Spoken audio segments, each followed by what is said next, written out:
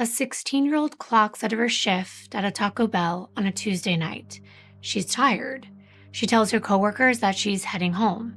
She grabs a bag of food, walks out to her car in the parking lot, puts the food down on the driver's seat, and puts her uniform hat next to it. And then she vanishes. Hours later, her car is still there. Unlocked, engine cold, food still on the seat, hat still right next to it. Everything exactly where she left it, except for her keys, her purse, and her. This is Tara's story.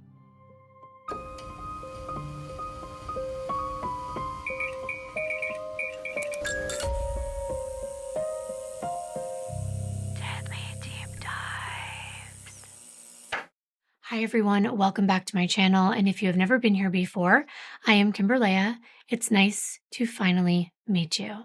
I feel like every week you get to learn just a little bit about who I am through my sponsors on this channel, and I do that on purpose so that you can have a little window into my world, the things I love, the things I use, and the ones I want to share with you.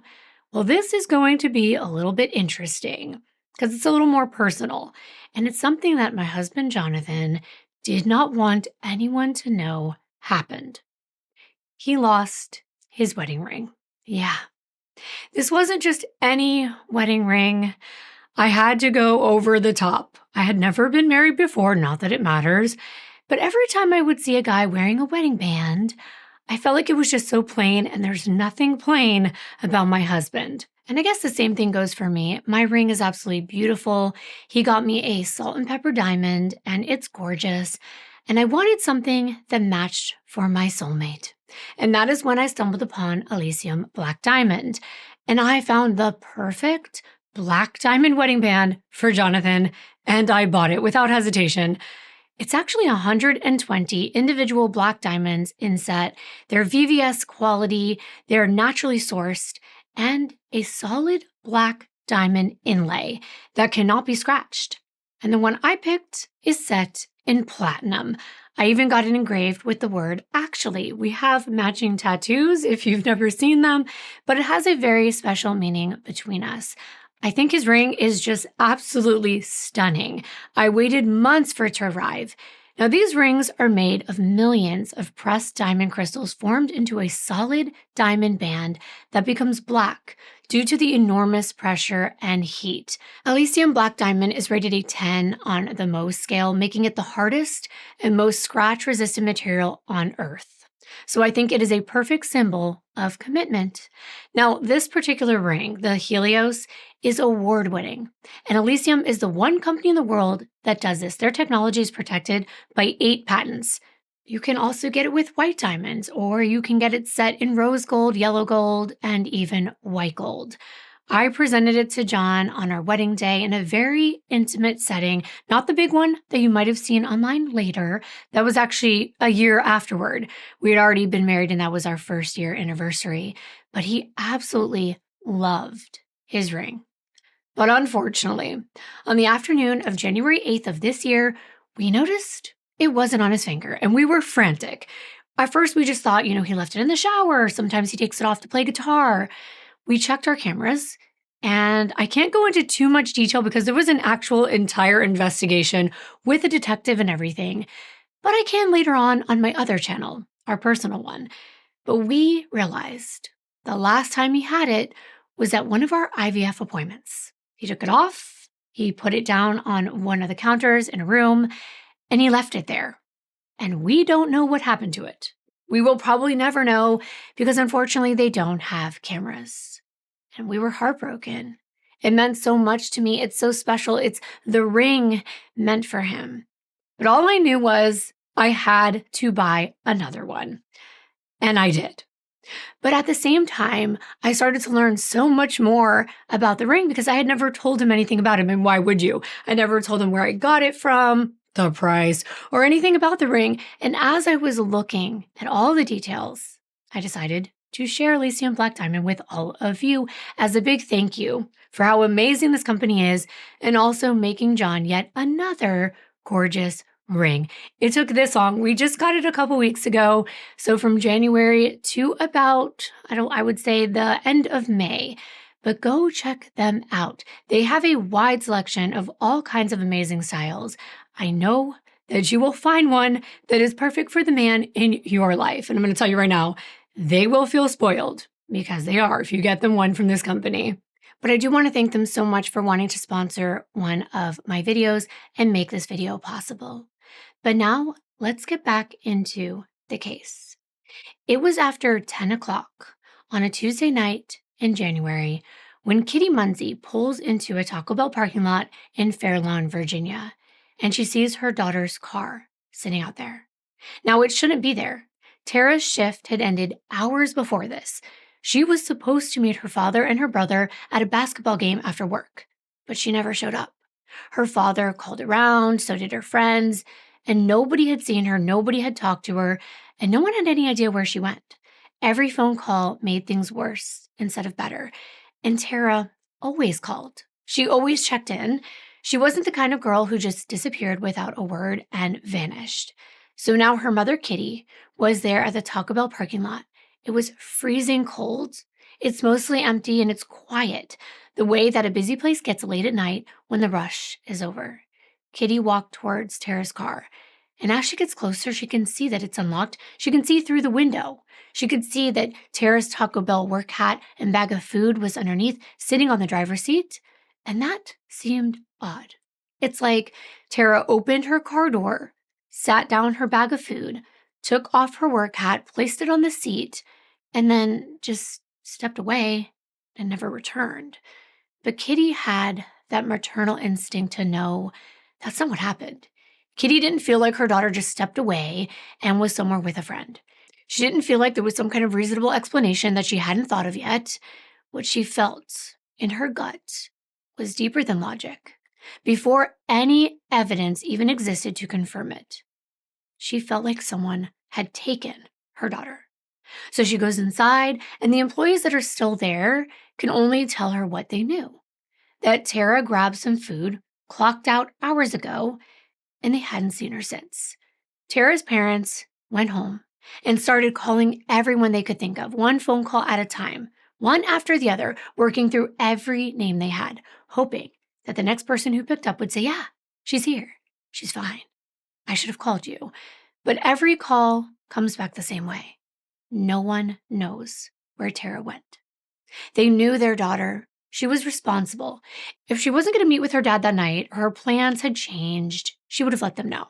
There was nothing left to do but call the police. The Biloxi County Sheriff's Department takes the report, and an APB goes out, and other agencies across their entire state are notified that there is a missing juvenile. She's 16, and she was last seen leaving her place of work. Investigators are assigned to the case, and they begin asking Kitty and Billy to walk them through everything they know about their daughter's day, where she was supposed to be, what she was supposed to be doing, and when they last heard from her, and what she said. And in the middle of that night, there was just this quiet that had no comfort in it.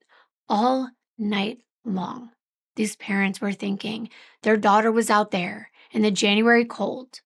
But to understand what happened to her, you have to understand how a girl could walk out of this Taco Bell after her shift on an ordinary Tuesday and vanish, and that means we have to go back to the beginning. You have to go back to the mountains themselves. Tara Rose Munsey was born on February 2nd of 1983 to her parents William, who everyone called Billy, and Catherine, who everybody called Kitty.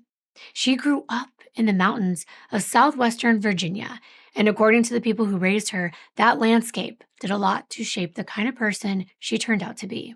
Her father said it himself, we're mountain people. And what I gathered from that and from my research was that this was hard country.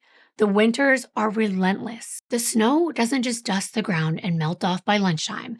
It comes down by the foot, and it shuts down whole stretches of the county for days at a time. Roads close. Towns go quiet. People find themselves stuck inside until the county can dig themselves back out. And there's nothing to do but wait and be patient and accept that the mountains are in charge, not you. Growing up somewhere like that teaches you things to be practical and also a little bit tough because the weather will humble you no matter how prepared you think you are. And Tara's dad, Billy, said that's exactly who Tara was. She wasn't fragile. She wasn't sheltered. She wasn't someone who rattled very easily. He called her a mountain girl through and through. But the detail that tells you the most about Tara isn't about how tough she was. It's actually about a horse. Growing up, they had this horse that nobody could catch. It was wild but beautiful, and this animal just kept its distance from everyone, moving the second someone tried to come near it. And it didn't matter how slow you went over or how patient you were, it just wouldn't let you get close. The horse had decided that people could not be trusted, and it kept its distance from everyone. Everyone except Tara. For whatever reason, that horse trusted her. There was just something about her that was gentle and unhurried that made this wild animal feel safe enough to come close. And I felt like that said so much about Tara. She had a gift for reaching the things that other people couldn't reach, not by pushing harder, but just by being who she truly was. The gentle didn't mean timid. Her softness didn't come off as being weak or afraid, and it came from a genuine kindness. She would show up whether or not anyone was watching. Her brother, who everyone called Dee Dee, said that Tara never met a stranger, and Dee Dee would know because him and Tara grew up just 1.5 years apart from each other. Dee Dee was actually named after his dad, William, but nobody called him that. He came along after Tara, close enough in age that the two of them moved through childhood together side by side. They were super close. And what he saw in his sister from the very beginning was someone who could walk into any room, in any situation, any conversation with a complete stranger and make that person feel like she had known them forever. She would strike up a conversation with just anyone, and she loved helping people. She had a built-in instinct for the underdog as well. If someone felt like they were left out or they were being picked on or treated unfairly, she would notice and she would actually do something about it. She wasn't sweet in a quiet way. Just ask her friends and they would tell you she was rowdy. And it depended on who she was with, though. She loved being around people. She loved laughing and joking, and she loved being the one that brought that kind of energy into the room. If anyone was having a rough day, Tara had a way of lifting their mood. She would be the person you went to when you needed to be comforted, but she could just as easily be the person you went to when you just needed a laugh so hard that your stomach would hurt. And one of those friends was Sarah Woodyard. Her father and Tara's father grew up together, and when the kids came along, it just carried right down the line to Sarah and Tara, and they became inseparable. Sarah also had a brother, Daniel, so Daniel and Dee Dee became best friends. They called themselves the Weekend Warriors. During the week, they lived their separate lives. Tara in Redford with Kitty, Sarah over in Giles County. But the off time and the summers belonged to them. They went to church together every Sunday. They camped down by the creek bank on the property that Billy owned. And they'd walk under the big bridge on Route 100 and just roam around in rural areas free and completely unsupervised. Sounds a lot like my childhood in the 80s and 90s, and I kind of miss it. Sarah knew you couldn't hang out with Tara and not have the time of your life. She called her loyal, but wild and adventurous and headstrong. If Tara had something in her head, she was going to do it and no one was going to stop her. But when Tara was still pretty young, Billy and Kitty split up. But this wasn't the kind of story where a divorce tears a family apart. Whatever changed between the two of them as a couple, they stayed friendly and they put their children first. Now, Tara did live mostly with her mom, but Billy and Dee Dee, they were always right there, always close by. She wasn't growing up in a situation where one parent just disappeared or where the whole thing turned bitter and there was a lot of resentment. That wasn't her family. It just kind of changed shape. And the home that Kitty built was a huge part of who Tara became. When she grew up, she lived in this gorgeous Italianite-style home at 1511 Downey Street in Radford, Virginia. It was a Victorian-era architectural style house inspired by a rural farmhouse in northern Italy. Think romantic, ornate, and a little over the top and dramatic, which made perfect sense if you knew Tara's mom. Because Kitty was an artist, a really accomplished one. She worked at Radford University as a graphic designer, and this home was walking distance from the university. So, what Tara grew up in wasn't just a house, it was a statement. Beautiful red brick, green window arches in this historical location. And over time, Kitty worked her way up to running the creative side of the university's communications entirely. She taught art classes on top of that, and she was the kind of creative force who helped launch one of the university's annual festivals, and she pulled in regional and national design awards for her work. This was not just a hobby. This was a woman who had built something real out of her talent and her vision.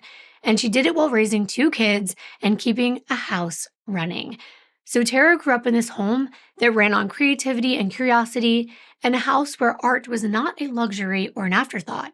It was just part of her world. It was all around her. And on top of that, Kitty actually rented out rooms in their home to Radford University students, and a lot of them were international students from all over different countries around the world, different cultures and different ways of life. So you can think about what that did for a child like Tara. There were people moving through that house with different backgrounds who spoke different languages, introduced them to different foods, and a different way of seeing things and talking about things and understanding the world. Tara got a taste of something much bigger than her own zip code right there in her own house at her own kitchen table. And she fell in love with different cultures. She loved to cook, and she even developed a real love for sushi, which as a teenager in rural Virginia in the late 90s, that was something very different. It's definitely a sign that tells you that she was paying attention to a world way beyond the New River Valley. That curiosity didn't come from nowhere. It came from a mother who built a home big enough to hold it. And I felt like that was so special. But let me bring you to the year 2000. By then, Tara was a sophomore at Radford High School. And from the outside, things looked great. She was keeping up at school, spending time with her friends, and working part-time at Taco Bell in Fairlawn, just across the river in Biloxi County. And this job mattered more to her than a fast food shift might sound like it would, because it gave her somewhere to be and responsibility, and more importantly, it gave her just a little extra spending money. It's money that was hers. It was her first real taste of adulthood for her, that in-between place where you're still technically a kid living at home, but you're starting to feel your life coming together, the life that you're going to have beyond high school. And that's a really good feeling. And Tara was starting to think seriously about that life. She wanted to go to college, and her mother always believed she would probably end up studying education because Tara had a natural way with children. She was patient with them, she was warm, and kids just responded to her kind of the same way that Horse did. She made them feel safe and understood. But another big piece of her future had a name: Nick Zaroba. It wasn't a boy's name whispered between friends or a crush drawn on the spine of a notebook. Tara fell for Nick hard when she was still pretty young. The story goes that back in 7th grade, she saw him skateboarding, and she decided right then he was the one.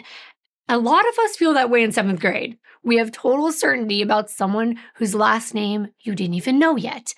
But Tara, it was a little bit different. It didn't fade away.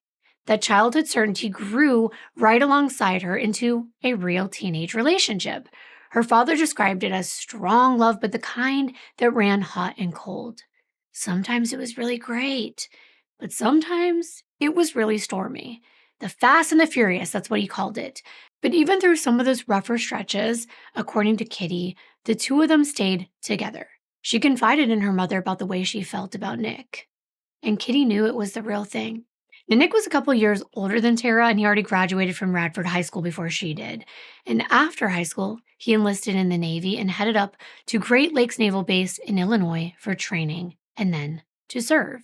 And in case you're like me and you don't know this area very well, that's close to a 12-hour drive away. So he was not going to be close by, while Tara was back in Virginia finishing high school. But that distance did not shrink Nick in her mind at all. She talked about him constantly. She told anyone who would listen that the two of them were going to get married someday and build an entire life together. At this point, she wasn't even calling him her boyfriend anymore. She was calling Nick her fiancé.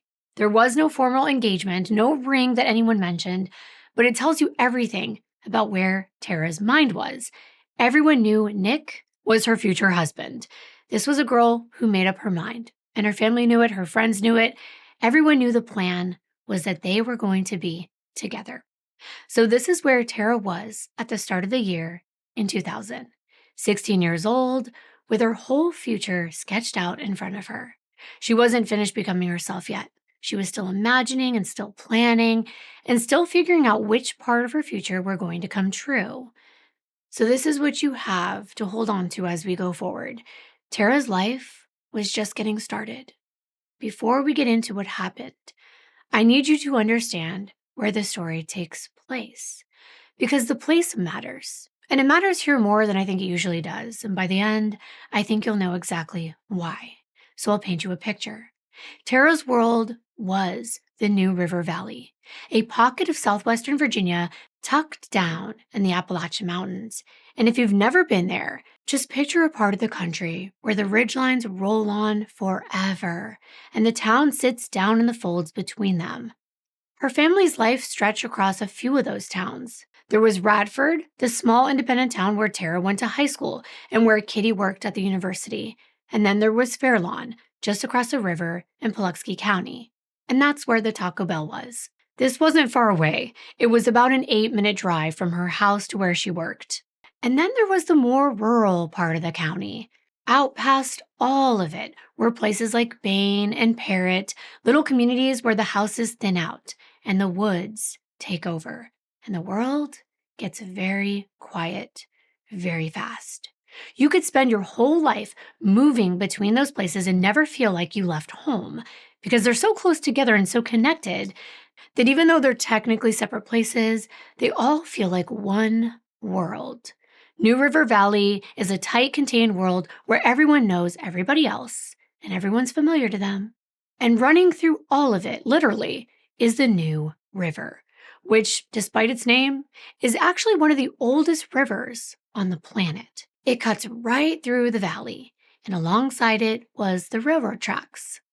The way they sit in a lot of these old mountain towns, following the water through stretches of the country that can get very remote very fast. And that's what I really want you to hold on to about this area.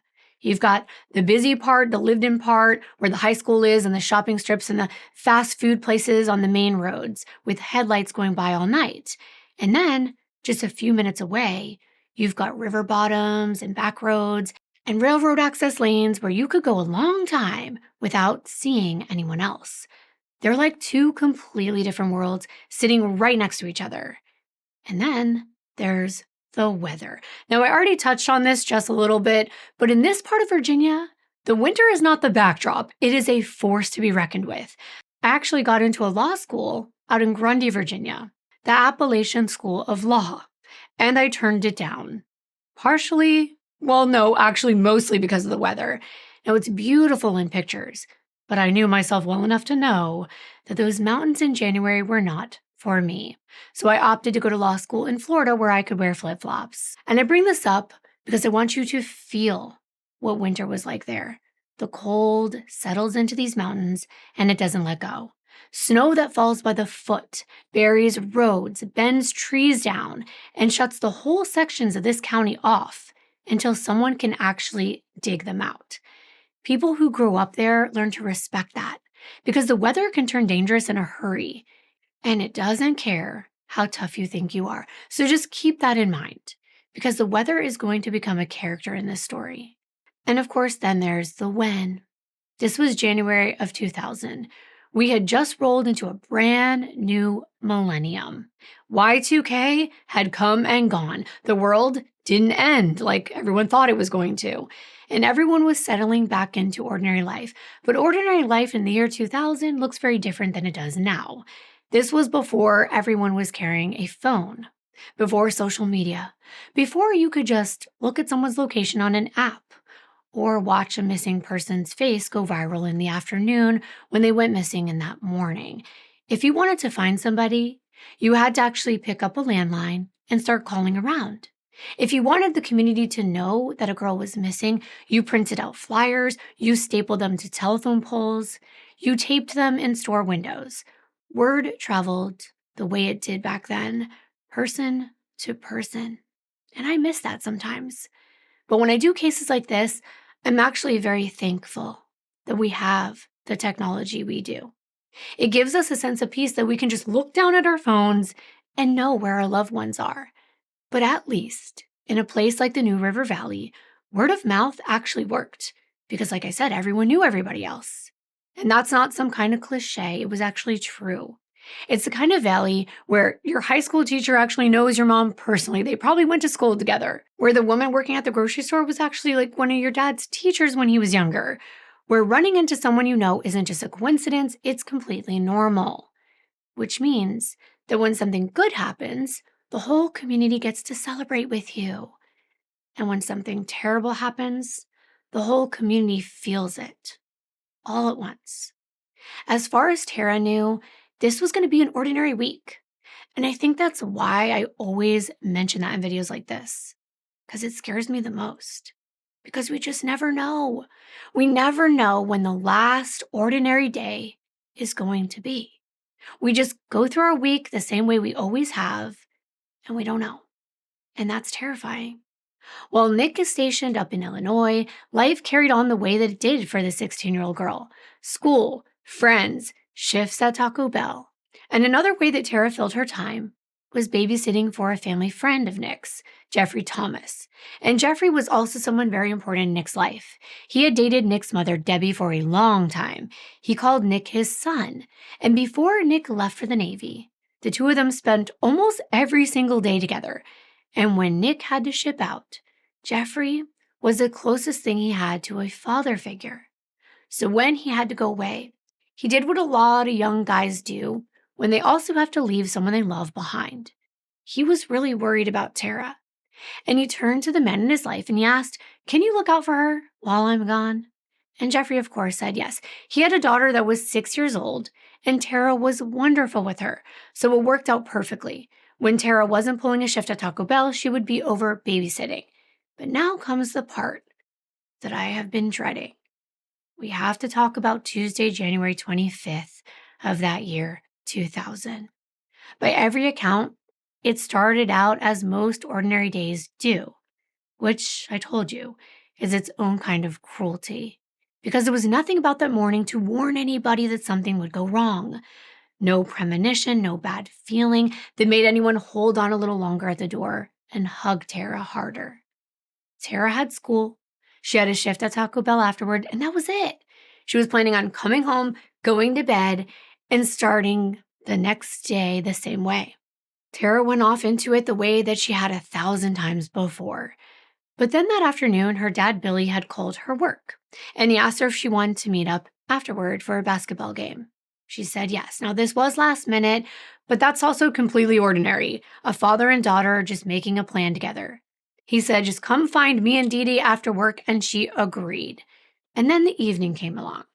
Billy and Dee Dee, they head out for the game. They're expecting Tara to show up once her shift is over, and Billy is driving the route that takes him right past the Fairlawn Taco Bell, where his daughter's working. As he passes by, something caught his eye. Because even though she works there, she should have already been gone, but he sees her car still in the parking lot. And that stops him because it doesn't add up. Her shift was over and she would have already left to come meet them. Her car would have been gone. But it's there. So Billy, being the curious and concerned father, pulls in, goes inside, figuring, okay, maybe her shift ran longer, maybe she's still there, wrapping up. But her coworkers tell him Tara grabbed some food, clocked out about a half hour ago, and she's already off. She left. Except her car's right there out in front of him. He's looking out the window, thinking, what? And that's the moment that things changed. It's not a scream. It's not a crisis. Not yet. Just a father standing inside a Taco Bell completely confused, trying to make the pieces add up into something that makes sense. And remember, year 2000. So if your instinct was to say, well, why didn't he just grab his phone and call her? Or check her location? There was no doing that. No quick text to say, hey, where are you?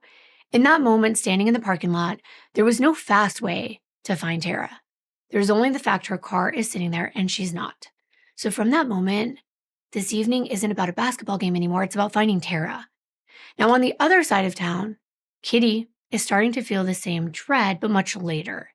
Kitty and Billy, they're not together anymore, remember? So they're living separately, and Tara lives between those two households. Kitty had come home that evening. Tara wasn't there, but she knew she had to work. However, later on, by 10 p.m., when Tara isn't back yet, Kitty just can't shake away the bad feeling that something's wrong. So she called her ex-husband Billy. And that's when Billy tells her about the missed basketball game, that he and Dee Dee had saw her car in the parking lot, and that she never showed up. He figured that maybe she left with a friend and she was possibly back at Kitty's house, but she wasn't. Two separate threads of worry meeting in one phone call. And then together they go back to Taco Bell and they find Tara's car still sitting there. And they thought about it. This wasn't a teenager being careless. Two of the people who knew her the best in the world knew this was a red flag. Kitty walked up to the car, and she could tell the door was unlocked because on those older cars, you could actually see the lock tab sitting up in the window, just slightly raised. The way it looks when no one thought to push it down before they closed the door and walked away. So she opened it. On the driver's seat is a bag of food from Taco Bell. This was the food that Tara grabbed before she clocked out, and her dark green uniform hat is sitting right on top of it, and a half-empty bottle of Coca-Cola was stashed beside the driver's seat. I think the food being there especially would be a red flag, because why would Tara specifically order food right after her shift, bring it to her car, have a half-empty bottle of Coca-Cola, set everything down, take off her hat, and then just walk away? And Kitty felt it too. She wanted answers. So she also goes in, just like Billy had, to the Taco Bell. Now, by this time, the dining room area was actually closed, but the drive-thru was still open for another 30 minutes or so. So Kitty knocks on the door. One of the employees answers, and she asks where Tara has gone. They said the same thing as before. She clocked out around 7 o'clock, and no one has seen her since. So the night becomes the thing that no parent ever wants it to become. The calling around, the phoning her friends, asking if anyone has seen her. They wondered if she had mentioned anything to anyone, a change of plans or anything. But every single call came back the same way. Nobody knew anything. Nobody knew where she was. And every no pulls that knot in your stomach just a little tighter. But the hours keep moving. There's no phone ringing at the house. No Tara saying, "I'm really sorry, I lost track of time, I'm on my way." Just quiet that gets heavier the longer it stretches on. Now, Kitty did call Sarah's mom that night. And when Sarah got home, her mother actually met her at the front door. And she asked her if she had any idea where Tara was and if maybe she had helped her get on a bus to go find her boyfriend Nick in Illinois. Now, Sarah's honest answer was no, she didn't. She hadn't helped her do that. But she also knew how desperately Tara missed Nick. And she thought that she could absolutely imagine Tara doing something like that because she was stubborn and headstrong enough to do it. But then Sarah heard about the car and the food and the hat. And she knew that Tara wouldn't have left all that behind if she was choosing to go somewhere. If Tara had decided she was going to get on a bus to Illinois to see her boyfriend, or her fiancé as she called him, that car would have been parked back at home. By the time the night fully closes in, Billy and Kitty have moved past worry. They're frightened.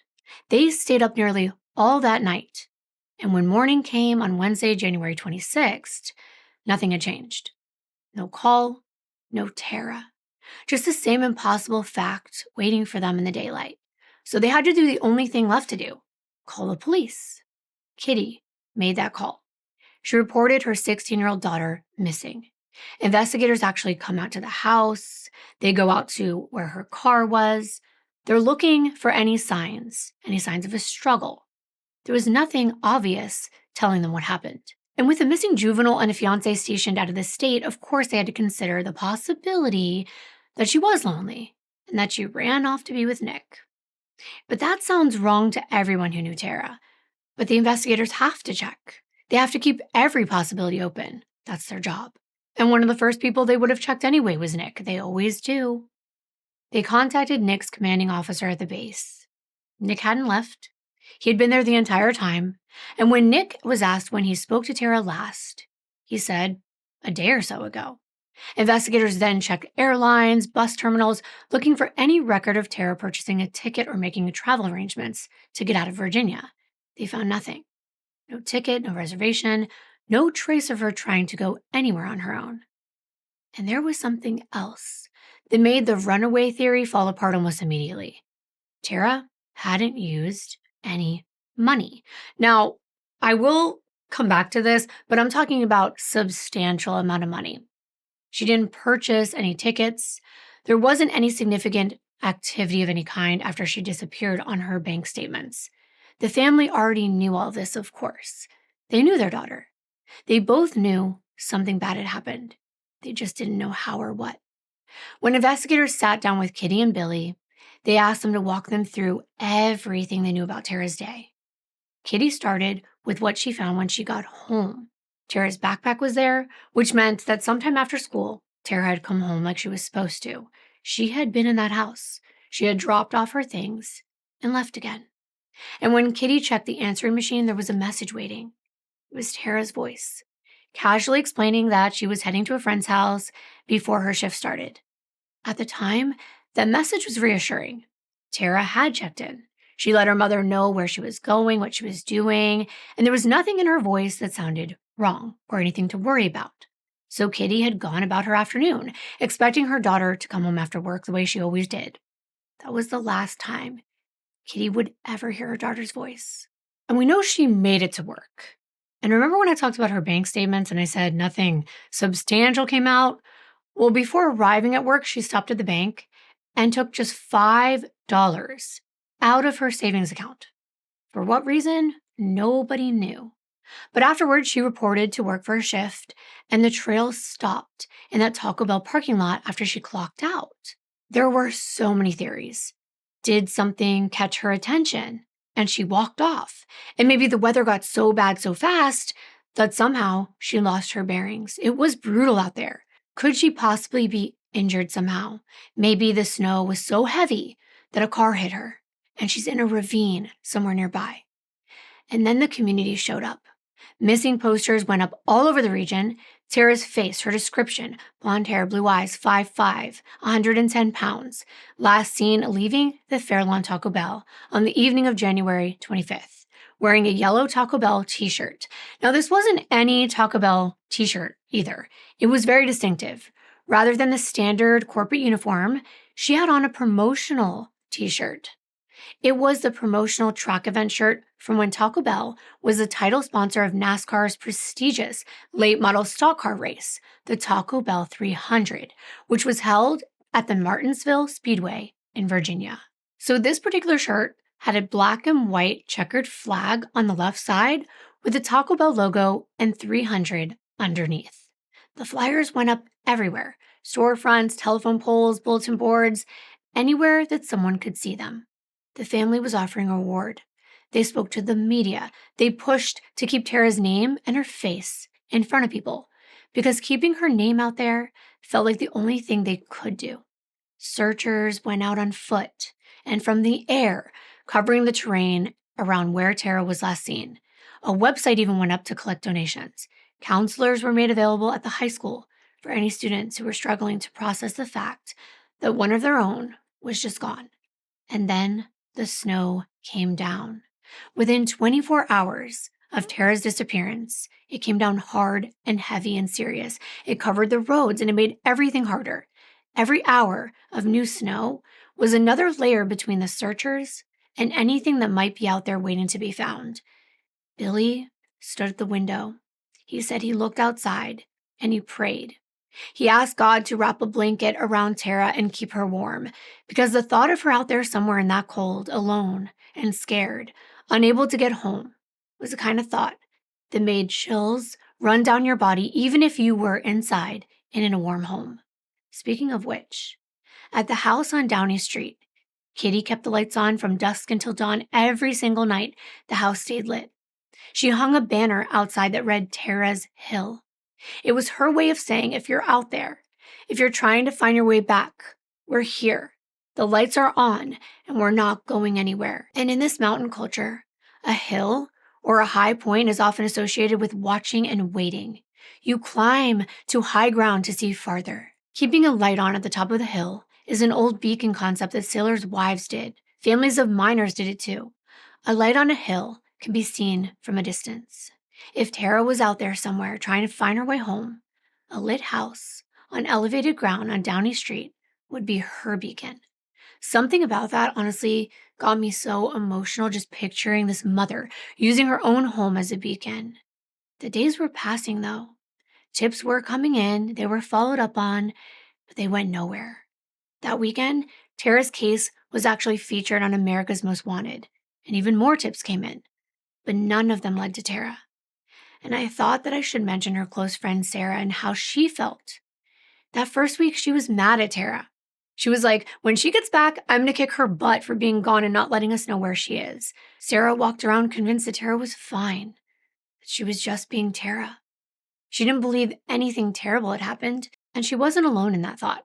Even as the search ramped up, there were people who just held on to the possibility that this was just Tara being headstrong and showing up when she wanted to. But those days kept passing, and slowly in the way that terrible things settle in when there's no other explanation, it started to sink in. Sarah remembered that 2 weeks before January 25th, Sarah had asked Tara if she was going to be her maid of honor in her wedding. And Tara told Sarah she wouldn't miss it for anything in the world. She was already thinking about the bachelorette party. And 2 weeks later, she was gone. And almost 2 weeks into the search, everything was stalled. There were no leads. Detectives were talking to the people who knew Tara, her friends, her coworkers, anyone who might have seen her or spoken to her that night. They were trying to rebuild her day, hour by hour, trace her steps everywhere she went before she disappeared. Those conversations were beginning, but they were still moving slowly. So slowly that Kitty and Billy decided to go see a psychic. And she told them she had a vision of Tara, that she saw her near a cabin close to the water with a downed log and train tracks nearby. Now, those details are specific, but they're also pretty vague. They're not enough to act on. No address, nothing concrete to point searchers to a specific area. But she also said something that Kitty and Billy carried out of that room. It was sad. The psychic said she didn't see any sign of life. And I mean, with how many days had gone by, whether or not there had been any foul play, if someone had been out there in those conditions for that long, you would expect them not to be alive. But for a parent to hear that, even if it was coming from a psychic, it's tough. It's heartbreaking. And then February 2nd came. That's Tara's birthday. She would have been 17 years old. Hundreds of people gathered at Bissett Park in the snow for a candlelight vigil. Students from Radford High School and the middle school, church members, neighbors, strangers who only knew Tara from a poster on a telephone pole. They stood together in the cold, holding candles and waiting. Dee Dee described it as a massive outpouring of love, and it was. The whole valley holding on together. Tara Rose had been missing for 8 days at the time, and there were 8 more to go.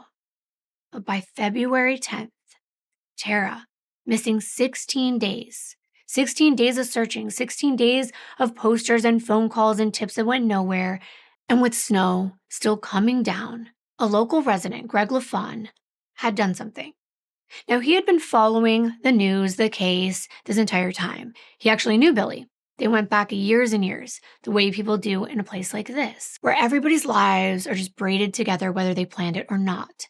And Greg had been thinking about this specific stretch of woods near the river, an area around a railroad access road out near Parrott. He was thinking about the fact that as far as he knew, no one had searched there yet, and it just kept coming back to him. That particular spot. Call it a weird intuition, call it wisdom of knowing the area so well, that particular stretch of remote, wooded, quiet country road along the western bank of the New River was just calling to Greg. So on February 10th, he went for a walk. But it was a calculated one. He was a Vietnam veteran. He knew how to move through difficult country. He knew how to read terrain. He knew what it felt like to be in a place that held something it wasn't going to give up easily. And he said he made his way through the woods, through the cold, through the kind of landscape that doesn't announce itself. It's just trees and river and railroad tracks. And there was a particular silence, a place where people don't usually go. And he's just making his way. And that's when he saw something. About 50 yards from him, down in a ravine, something at the bottom that he felt didn't belong. Now, his mind didn't immediately know what it was seeing, because there's a strange distance between noticing something and understanding it, a gap where the brain tries to fit what the eyes are looking at, giving it something ordinary, something explainable, something that isn't what it is. But Greg felt something that made him want to start walking away, and that's what he did. But then he stopped. As he was walking away, he felt like he owed it to Tara's father to turn back. Something just told him he needed to go back and look. So he turned around. He went back to the edge of that ravine, and he looked down again. And then he climbed down to get closer. And when he did, he finally understood what he was looking at. It was a body. He found a body of a female covered in snow. Her body was half hidden by the depth of that ravine and the weeks of winter that had settled over her. But it was apparent she was nude from the waist up. There was a yellow Taco Bell shirt laying crumbled nearby. The cold had preserved her and holding everything in place, keeping her there in that ravine as though time had simply stopped and never started again. Greg left the area immediately and called 911. He explained that either he was in the wrong place at the right time or the right place at the wrong time, one of the two. He never quite resolved which one it was, though, and maybe that's the right way to carry something like that. Some things just don't resolve. They just become a part of your story. I believe that there is a connection between all of us, and sometimes connections just overlap. And it's in these type of ways that you can't really explain, but maybe you're used in that moment for a specific purpose, whether you believe in God or a higher power, or you're just spiritual, whatever it is, it's some kind of power, some kind of thread that runs through all of us in humankind. I know because I have experienced that connection before. But no matter what you believe in, Tara was found. All units responded, investigators arrived at the scene, and when they got there, in her back pocket was her driver's license. And it confirmed what her family had feared the most, since her car sat in that empty parking lot at Taco Bell. Tara Rose Munsey was dead. And that night, across town, Sarah's younger brother was sitting at the family's kitchen table when something came through on the computer. It was one of those internet messaging programs. It could have been AOL Instant Messenger, but that was the way that information traveled that day, before word of mouth even could. It was before social media, but faster than telling a friend in person. And when he saw the message, he looked up at his sister. He already had tears rolling down his face before he said anything, and Sarah said she immediately knew what it meant, that Tara was dead. Their mother called Billy, and that is how Tara's father found out that his daughter was dead. Not from a sheriff's deputy, not from a phone call, from Sarah's mother calling him to tell him his daughter had been found dead in a ravine. Now, the sheriff did come out to the house a little after this, and Billy said he didn't know who cried more, the sheriff or the family. It was devastating for everyone. And when her brother Dee Dee found out the news, it felt like a bad dream, a dream he was waiting to wake up from. Part of him was still expecting her to arrive at any moment for the nightmare to be over, that Tara would be there, alive, loud, being herself. But the truth settled in. Tara wasn't coming home, and life for them was never going to be the same. And somewhere out there in the New River Valley, in the wooded ravine, below the railroad track, along the western bank of the river near Parrott, investigators were just beginning to understand what happened to her, what the snow had hidden, what her killer had left behind without knowing it, because it was going to tell a story that monster never intended anyone to know. because it was clear this was no accident. Tara had been murdered. And I don't want to say this in a way that sounds wrong, but this is when the investigation really ramped up, and rightfully so. It makes sense. Now they have a body of evidence, which means new leads.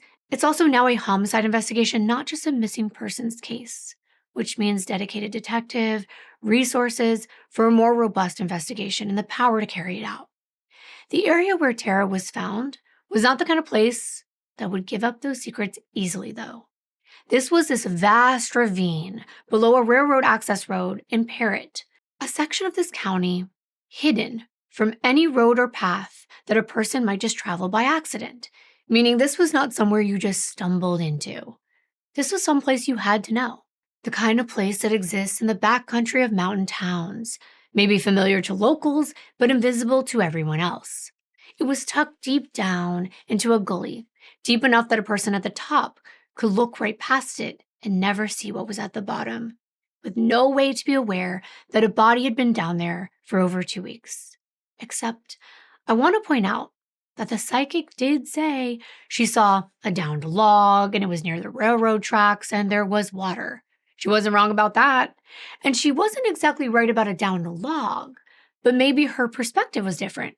Tara's body was up against a tree, so it's pretty eerie. It was approximately 8 miles from the Taco Bell where she had worked and where her car was still parked. Investigators moved carefully. This was not a clean, contained crime scene. This ravine was the kind of place where locals actually used it as a dumping ground. There were old tires, large appliances, debris scattered and accumulated over years and years. Crime scene investigators had to work through all of it. The snow, the ice, rocks, dirt, leaves, broken tree limbs, and random trash. And every single item had to be considered as evidence before it could be dismissed. Something that looked like ordinary trash could be something else. Something that looked important might have nothing to do with Tara at all. The cold had worked both ways, too. It had hidden her. It had preserved her as well. Near freezing temperatures meant that Tara's body had not decomposed the way it would in warmer months. And that was significant, not just forensically, but in a way that was almost impossible to sit with. The same winter that made the search so brutal, the same snow that fell within 24 hours of her disappearance and buried her from the searchers, that cold also kept the evidence. It kept the story of what happened written onto her body, waiting for the investigators to read it. And they read it carefully. You're not given a second chance, so everything is done so meticulously. Tara's body, like I said, was up against this tree, almost like she had rolled down that ravine, and the tree stopped her. She was face down, still wearing her pants, socks, and sneakers. Her jacket was on top of her, kind of wrapped around the bottom half. Now, I cannot show you this video that I have from the crime scene, but I'm trying to describe it the best way that I can. I have to blur it here when it's a public-facing video. She was unclothed on top. Her yellow Taco Bell shirt, her uniform shirt, had been ripped from her body and found a short distance away. It wasn't removed, it was torn. This is an actual picture of it, if you're watching. You can tell the entire collar part and the left side towards the sleeve had been ripped and torn. And the violence of that word matters, ripped. The deliberate removal of her clothing in a freezing, cold January night in the Virginia mountains tells you something. It tells you what that motive could have been. If you're wondering how they knew this was a murder, it wasn't just a ripped shirt or how she was found. She had been shot in the head. The wounds were obvious. Now, I'm going to get more into that at the autopsy, but near the top of the ravine, along where the railroad track access road was, investigators found a single .22 caliber shell casing, one casing in the dirt and snow near where Tara had been left. They also found her car keys, the keys that were missing from her car since the night she disappeared, the detail that had told Kitty something was wrong before she even had the words for it. And they found a cigarette. Well, it was pieces of a cigarette, several of them, including a Marlboro cigarette with the filter torn off of it and discarded in a separate area. Now, looking closely at it, they could tell that the filter came from the cigarette that was there. And what they thought of is that people don't usually tear the filter off their cigarette before throwing it away. And they felt like this could be something specific and personal. Maybe something that someone did without thinking because they always do it that way. So investigators made note of it and they filed it away and they moved on. Now, on the front of the ripped shirt, they used alternative light sources in the forensic lab. Investigators found something that was nearly invisible to the naked eye. It was right where the ripped area was, near the left chest portion, a partial footwear impression. It was faint, and it was pressed into the fabric. It was the outline of an athletic shoe sole. Someone had stepped on Tara's chest. Now, given the position of the impression and the wounds that the investigators would document, the most likely explanation was that someone had stood on her while she was lying on the ground, stood on her chest, possibly while she was being shot, to keep her face down. Lab technicians compared the impression against thousands of known outsoles and designs and styles and brands. The pattern was consistent with a Nike shoe. It had this herringbone style tread that was specifically based on the shape and the size of the pattern, consistent with Air Jordan Nikes. Now, they couldn't determine the exact shoe size from this partial impression alone, but the pattern was there. It was pressed into the fabric of a dead girl's shirt. Now, there was also an assay kit, and it came back negative for DNA, for male DNA. But that's not the end of the story, because forensic testing did find something: seminal fluid on Tara's body. The absence of trauma consistent with forcible intercourse did not mean that something sexual hadn't happened. It meant the full picture was still yet to come into focus. And then there was the autopsy. Chief Medical Examiner Dr. Gregory Wagner was based in Roanoke, Virginia, and he conducted the autopsy. He determined that Tara had likely been killed the same night she disappeared, the night of January 25th. She had not been alive in that ravine for 16 days. She had been dead from the start. And the cause of death were the gunshot wounds that I already told you about. There were actually 4 of them, all at close range. 1 shot to the chest. The muzzle of the weapon had been held directly against the center of her chest when it was fired, close enough that the forensic evidence showed contact. And we know what this looks like: the stippling, even sometimes the soot. That wound alone, Dr. Wagner said, would have caused massive internal bleeding. Any of the 4 wounds could have been fatal, would have been. And there were 3 other shots to her head. The muzzle also held against her left temple for 1 shot, in front of her left ear for another, and the placement of the 3rd could not be precisely determined, but it was close. All 3 were at close range. This was not a panic shooting from a distance. This was someone standing over a 16-year-old girl and pulling the trigger again and again from just inches away. It's devastating in its details. Why? Why Tara Rose? She did not have any known enemies, and this was really brutal. Investigators believe the chest wound might have come first, that Tara was on the ground when the rifle was pressed up against her chest and fired, and that the muzzle was moved to her head and fired 3 more times. The pattern of the wounds was not chaos. It was not an accident. It was deliberate and methodical. The kind of shooting that has a purpose behind it. Purpose of making absolutely certain she would never get up. Now, in addition to the gunshot wounds, Tara had bruising on the left side of her jaw, on her left arm, on her right leg, and her upper left thigh. These injuries aligned with their suspicion that she had been kicked down that ravine after she was shot. Her fingernails were broken, and beneath those broken nails, they found blood.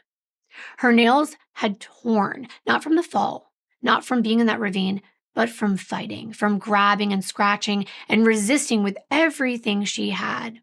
In her 5'5" body, 110 pounds, against someone who had already decided what was going to happen to her. Tara Rose Munsey fought for her life. Whoever left her there had tried to make sure she stayed hidden. The depth of that gully, the snow, the debris, the remote location that no one was supposed to know about, all of it was designed to keep her there, to keep the story buried with her. and it almost worked. Now, ballistic testing was done on the bullets recovered during the autopsy, and it gave investigators another direction to move in. The weapon that killed Tara had left specific lands and grooves on the bullets, the marks that a rifle barrel makes on a bullet as it travels through it. They were unique enough to help identify the type of firearm used. The markings were consistent with a .22 caliber rifle, which was also the caliber of the casing that they found nearby. But this wasn't just any .22 caliber weapon. The specific pattern narrowed it down to 3 possible manufacturers: Sears, Marlin, or Revelation. And when they took a closer look, they realized that Sears and Revelation were actually both manufactured by Marlin, which meant they were looking for one thing: a Marlin .22 caliber rifle, a specific gun, somewhere out there in the hands of someone who had been in that ravine with Tara on the night of January 25th. The missing persons flyers that had once asked people to help bring Tara home were replaced with homicide information. The case had shifted. The question was no longer where Tara was. The question was, who did this to her? And the investigators were just beginning to piece it together. But they already had a lot of evidence to work with, which was another thing. This didn't look like the crime of maybe an experienced killer. And the reason why they said that is that it seemed like the killer didn't spend much time cleaning up or making sure that things were not left behind that could tie them to the crime scene. But before I go any deeper into the next phase of this investigation, I want to take a moment to share details about Tara's funeral. Tara Rose Munsey was laid to rest on Sunday, February 13th of 2000, the day before Valentine's Day. The entire country was just 24 hours away from celebrating love, from buying flowers, saying I love you, and the people who loved Tara the most were burying her instead, saying their final I love yous and goodbyes. There's no crueler kind of timing than something like that. The memorial service was held at Radford High School, the same building where Tara had walked the halls just weeks earlier, where her classmates had sat right next to her, where counselors had been posting in the corridors during the search because the students were struggling to function. And now those same students were filling that auditorium to say goodbye to a girl who should have still been sitting right next to them. The family asked everyone to wear roses for Tara, not just to bring them, but to wear them, to carry part of her name on their bodies as they walked in. People came with roses of all colors, pinned to their clothes, held in their hands, draped across the pews. They covered everything in roses for Tara Rose. It was her name made visible. It was a community saying, we see you, we love you, we carry you. You won't be forgotten. And people came. Over 500 of them came. The line stretched out the door and down the street, and people were waiting to get inside, waiting to pay their respects, waiting for the chance to be in the same room with Tara's family and with Tara herself. Students from Radford High, friends from all over the county, church members, neighbors, people who had known Tara her entire life, and people who had just known her from the posters. They all came, and it was an open casket viewing. Sarah was there with her boyfriend, her now husband, and she remembered it vividly. She remembered how it felt. The way a young person's funeral is completely different than any other kind of grief. It's not like losing a grandparent or someone who lived a long, full life. It's not something that you even have words for. It's not supposed to happen like this. A 16-year-old girl is not supposed to be in a casket, and everyone was in that auditorium trying to absorb it anyway. And then Sarah said there were other people there. Not grief in their voices, but something else. Curiosity. The morbid pull of tragedy as a spectacle. Sarah said she nearly lost it. She nearly caused a scene right then and there, but her boyfriend talked her down. He said, you can't do that here. And she didn't. But she never forgot it either. People there just to see a dead person. A person that they didn't even have a connection to. Their service was beautiful. It was described as a celebration of Tara's life more than a tradition of mourning. And the family wanted that. They wanted to remember who Tara was, not just the horror of how she was taken from this world. But there was no escaping everything underneath it all. You cannot celebrate someone's life cut short like this without falling apart because you know the truth, that their future is gone. Tara's family also asked, in lieu of flowers and anything else, donations be made to Radford Youth Center.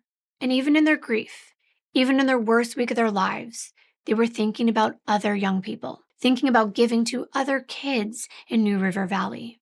And then there was Kitty, what his mother was personally experiencing in that moment. Because sometime during that service, during the viewing, during the hours of standing and receiving and trying to hold herself together for everyone around her, while her own heart was breaking beyond repair, Kitty felt something, and I mean physically. She put her hand to her chest, and she felt a lump on her breast. And what was really haunting was that it was in the exact spot on Tara's body where she had been shot. A lump. And Kitty knew she could not wait. It was almost like it was a sign from Tara herself. She went to the doctor the very next day, and a biopsy confirmed what she feared: breast cancer, in the same place where a bullet had ended her daughter's life. It was like her own body had turned against her. And Billy believed it was a sign that sooner or later, Tara and Kitty would be together again, as morbid as that sounds. But he was right. But that part of the story comes later. Another tragedy on top of this one, to a family that was suffering enough already. But for now, Tara was buried at Birch Farm Burial Park, in the county where she had spent her summers, where Sarah's family lived, where she and Dee Dee and Sarah and Daniel had roamed creek banks and gone to church together every Sunday and been kids. This was a family plot. Her grandma Myra lived close by. It was the kind of thing that just gets passed down and decided in a fog of grief when people are trying to find something solid to hold on to. So that is where she was laid to rest. And that summer, her grandma Myra actually passed away. And people who knew her said it was from a broken heart, that she had simply never recovered from losing her granddaughter, and that her body had followed her to where her heart had already gone. That is heartbreakingly poetic. And I have heard that people can die from a broken heart. It's probably not what you think, but look it up if you haven't. And the roses that people had worn for Tara stayed on the fence outside the house on Downey Street for a long time afterward. People had covered it in roses, red roses for Tara Rose. And for a while, if you drove past Tara's hill, you could see them. They were a little more faded every day, but they were still there. And there's another thing I wanted to tell you about that house. The banner became more permanent. Kitty decided to have a sign built on the home that said Tara's Hill, and it's still there today.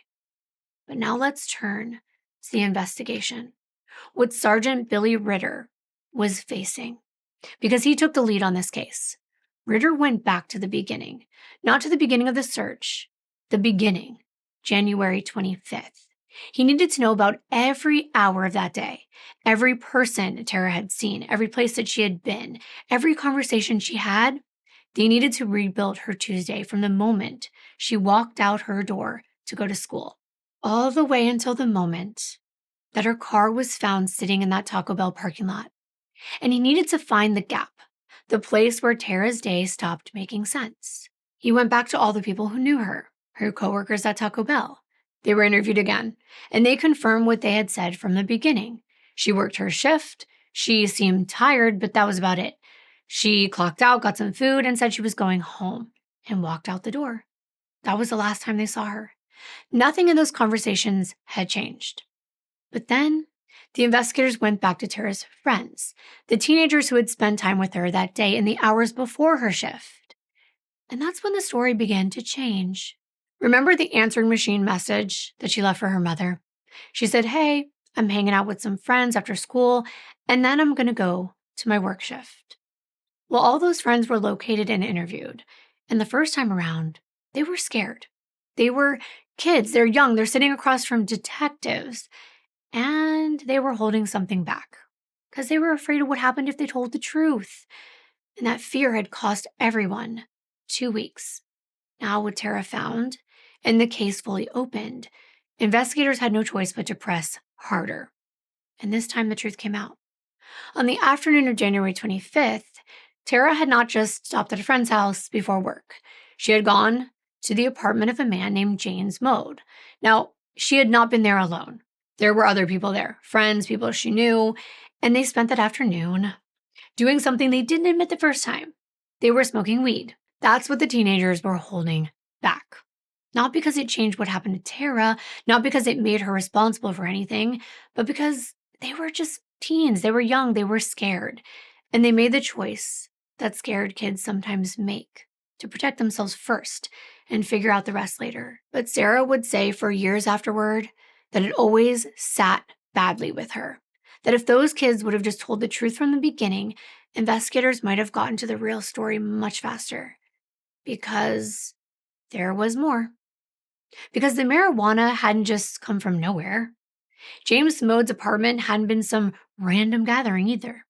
The kids said they got the marijuana from an older guy, a 30-year-old, someone that Tara knew.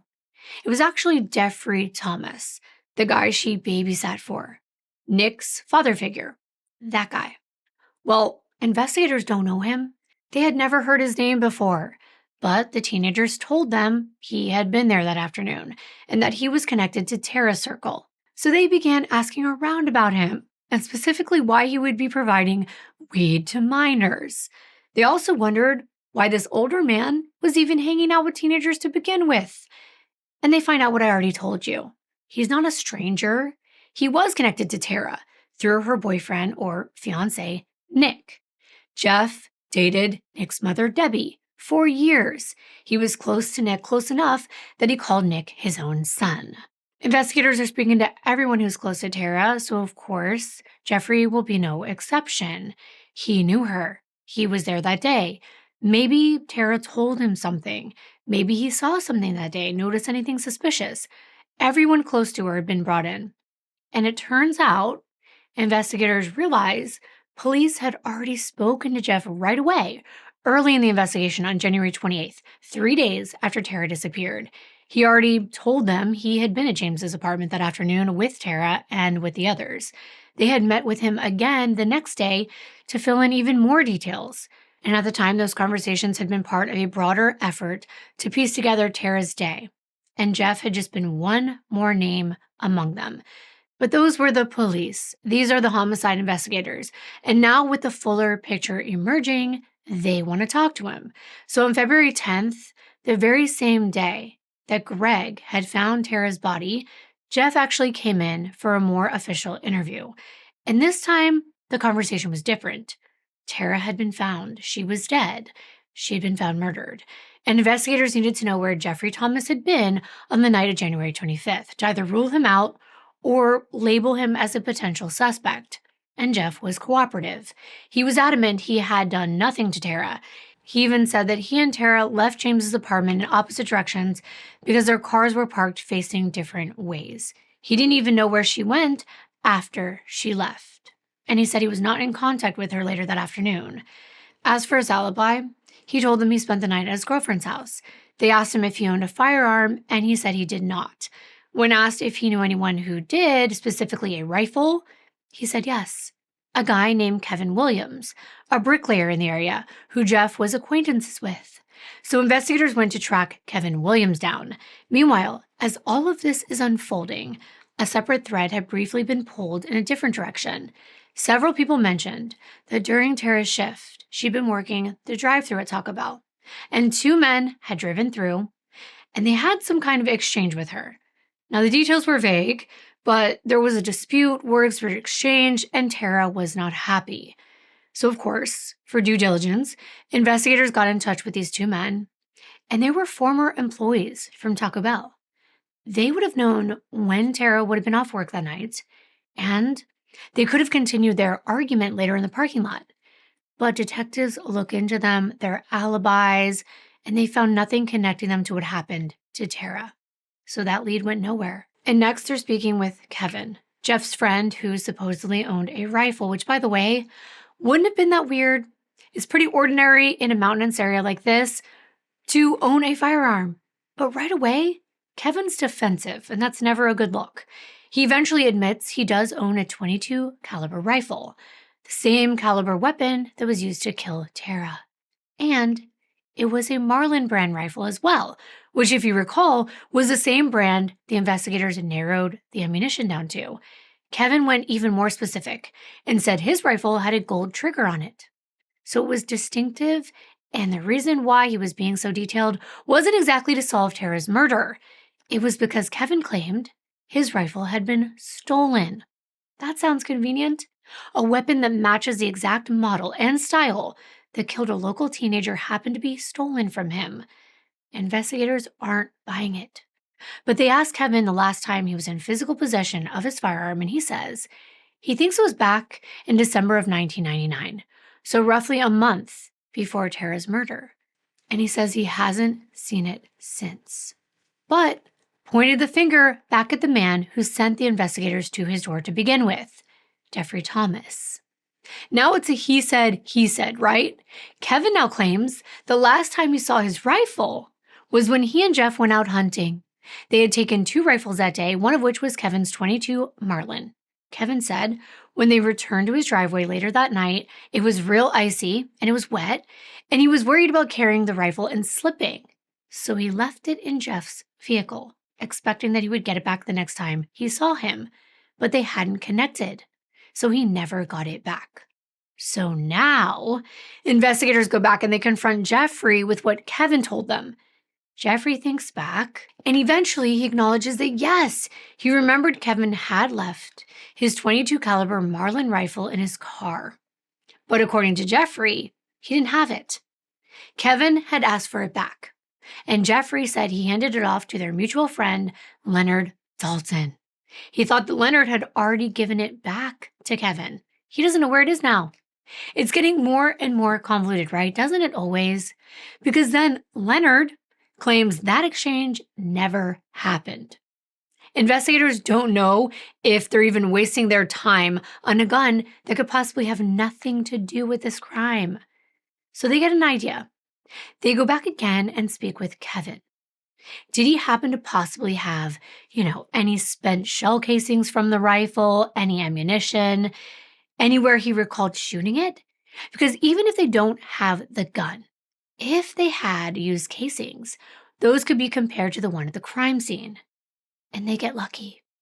Kevin tells them he definitely used that rifle for target practice in his own backyard, that he would fire it right from his porch out back, and he thinks that some of the casings might still be there if any had possibly fallen beneath the floorboards of his deck, out of reach from where they could see them, but possibly still there. This would mean something very significant. If they're there and they can be recovered, and I think you know why, but just to be clear, if tested, and those casings at Kevin's matched the casing found near Tara's body in the ravine, it would mean the same rifle that had been fired in Kevin's backyard was the same rifle that had been used to kill Tara. Investigators searched the area around Kevin's porch and deck, and right between the planks, they found not 1, but 2 shell casings, small brass .22 caliber shell casings. They collected them carefully and sent them to the lab. Now I'm going to cut to the chase here because I'm sure you already know what's going to happen. I wouldn't be going into the detail if it wasn't a match. It was. Now this took weeks of time for all of this to progress. Results came back. The same casings found at Kevin's were the same casing found where Tara's body was in the ravine. They were fired from the same firearm, the same gun, the rifle that Kevin Williams said he left in Jeffrey Thomas's car, the .22 caliber Marlin with the gold trigger that had never been returned, that Jeffrey said he had given to some guy Leonard that no one had been able to locate. That rifle had been at the scene where Tara Rose Munsey was murdered. Investigators didn't have the gun. They might never have the gun, and they don't know which man is telling the truth.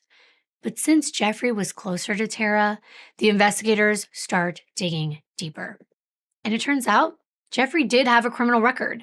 Actually, he had written some bad checks in the past, but he had also become violent 8 years prior to Tara's murder. Jeffrey had attacked his neighbor using a baseball bat, and he served 2 years in prison.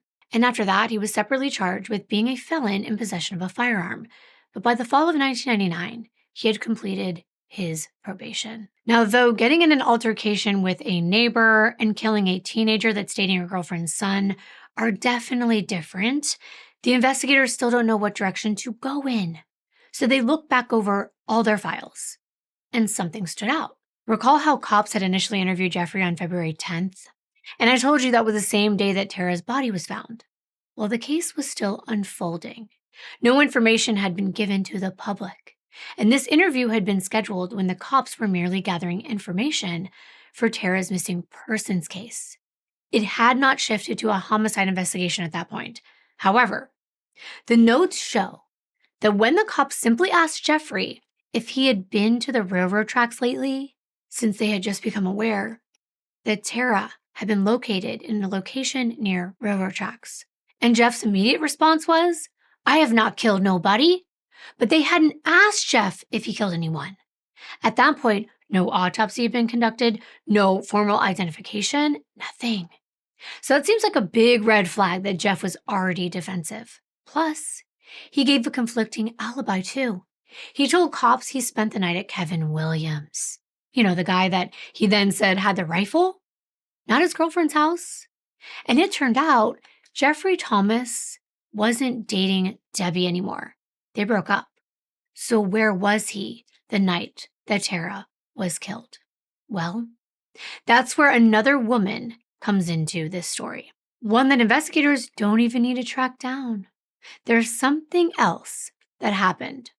Something that did not come from the lab or from a shell casing or forensic comparison. It came from a woman named Barbara Helton. And the way it came out is its own story. It started with a speeding car swerving in the middle of traffic on the morning after Valentine's Day, February 15th of 2000. It happened right in front of a cop parked on the shoulder. There were two women inside the car. The driver, let's call her Betty, and the passenger, Betty's sister, Barbara Helton. As soon as the officer pulled Betty over and came to the driver's side window, Betty looked at him, and before he could say anything, she said, "What do you do if you know about a murder?" Well, the officer told her to follow him to the station. This was all part of Betty's plan. She had actually offered to take her sister Barbara to a doctor's appointment that morning, but orchestrated a traffic stop to force the truth to come out. Barbara had come to her with a secret she was holding onto. She had been terrified to come forward because she was the new woman that Jeffrey had been dating when Tara was killed.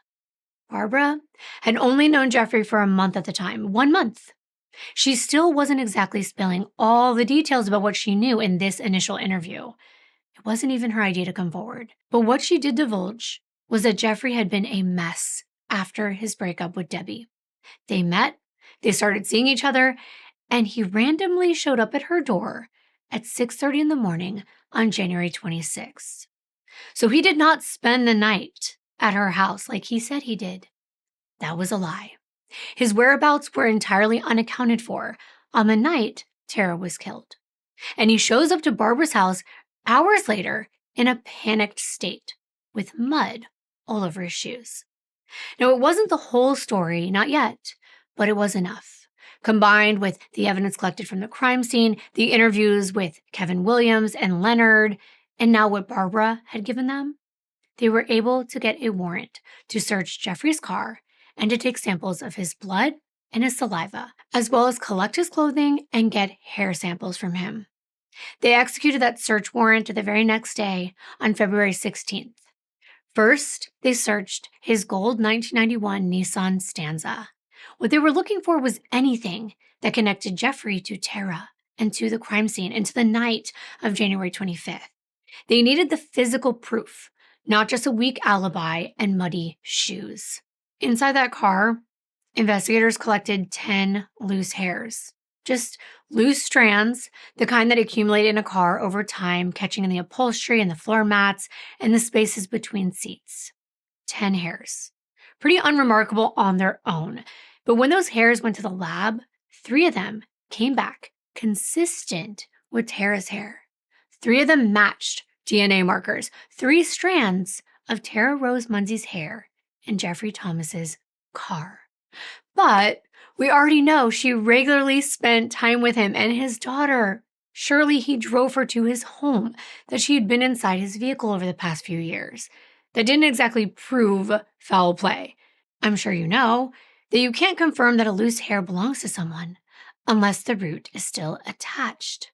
So could these hairs have been forcefully pulled from Tara's scalp? Well, hairs can and do naturally fall out with the roots attached. They're just dead. It's part of the natural hair cycle. Not to mention, a single hair can easily get snagged in a ring, on a seatbelt. It doesn't have to be pulled by another person. So 3 strands of Tara's hair in Jeffrey's car, even with the roots intact, definitely wasn't a smoking gun.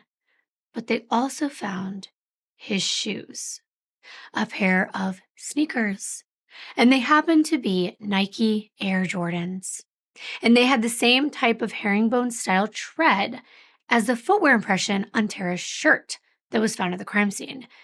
But just to go one step further, forensic scientist Michael Grimm compared the tread pattern on the sole of Jeffrey's right shoe against the impression on the fabric, and the pattern matched. Now, Grimm was careful about what he could and could not say. The impression on Tara's shirt was only partial. 2 marks, each barely more than 2 square inches, pressed in a fabric that could shift and stretch and absorb in ways that a hard surface wouldn't. Fabric is not an ideal surface for a footwear impression.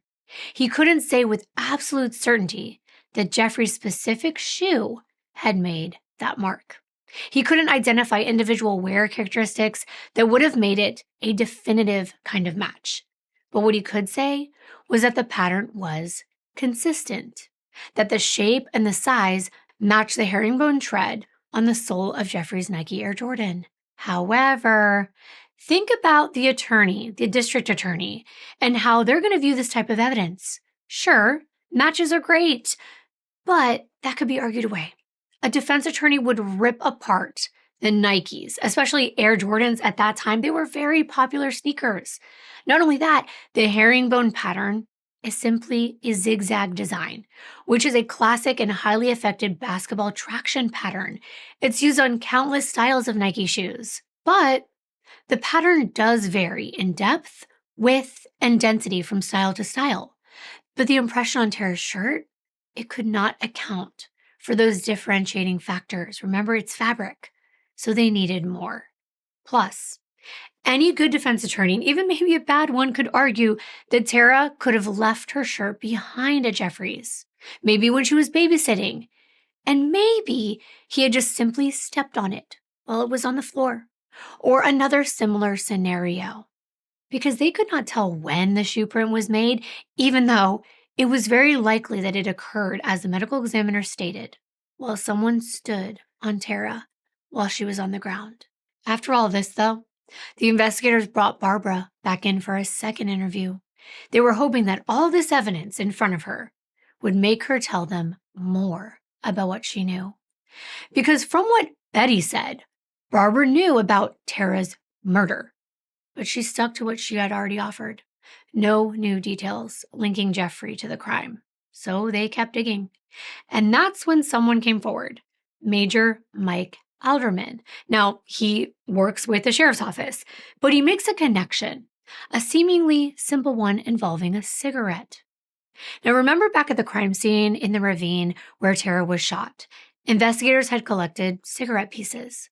Well, they included a Marlboro cigarette with a filter torn off and discarded separately. That detail had stood out from the beginning. Now, there are all kinds of habits that smokers have. Some always turn one cigarette upside down with the filter facing the bottom right when they open the pack.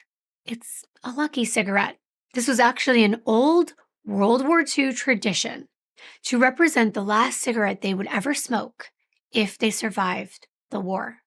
Other smokers will smack the pack firmly at the bottom to tamp down any loose tobacco. And I can go on, blowing through an unlit cigarette to remove loose bits, or putting them out a certain way, like pinching the end to put it out, or letting it burn itself out in an ashtray, or just the regular ashtray grind, pressing it firmly until it's out. but others go to the extreme, especially if they live out in a place where one tiny ember could start a massive wildfire. Somewhere like the mountains, somewhere like right there where Tara lived in that same county. It's called a field strip. Now, environmentally conscious smokers or hikers, even hunters that smoke, will actually tear the paper and dump out all the unburnt tobacco onto the ground, extinguishing the embers before discarding the filter separately in a trash can or just on the ground to truly make sure it's put out. When the investigators had initially found the cigarette pieces at the crime scene, they figured whoever smoked them and left them were doing it for that reason. Until Major Alderman sat down with them, because he interviewed Jeffrey Thomas. And he remembered watching Jeffrey take out a cigarette, light it, and then actually tear off the filter and drop the torn piece into a cup and smoke the cigarette without the filter.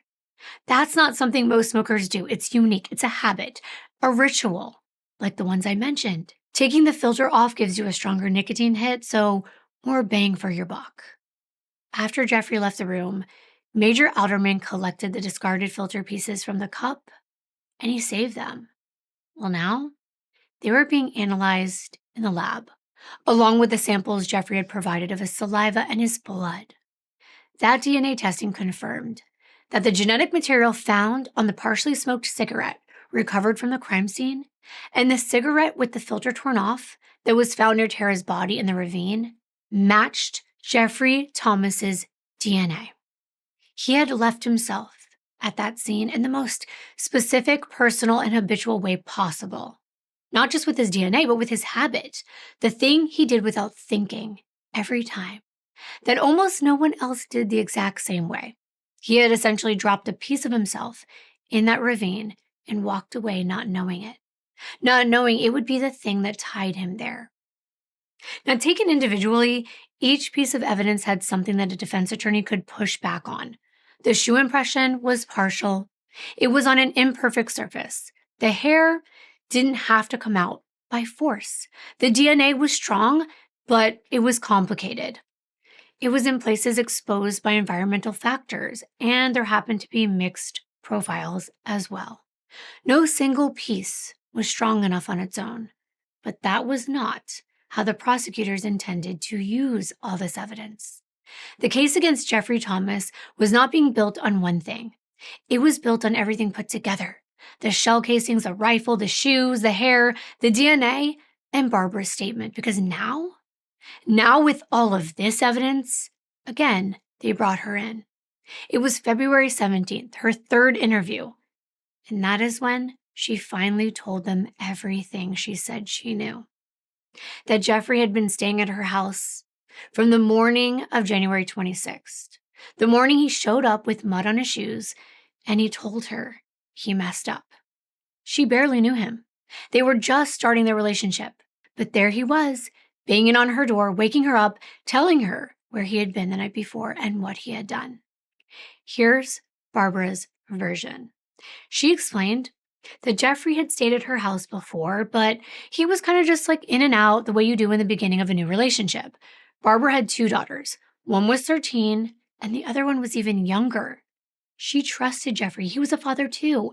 And she said before that morning, she had no reason not to trust him. The first thing she noticed when she answered the door was how he looked.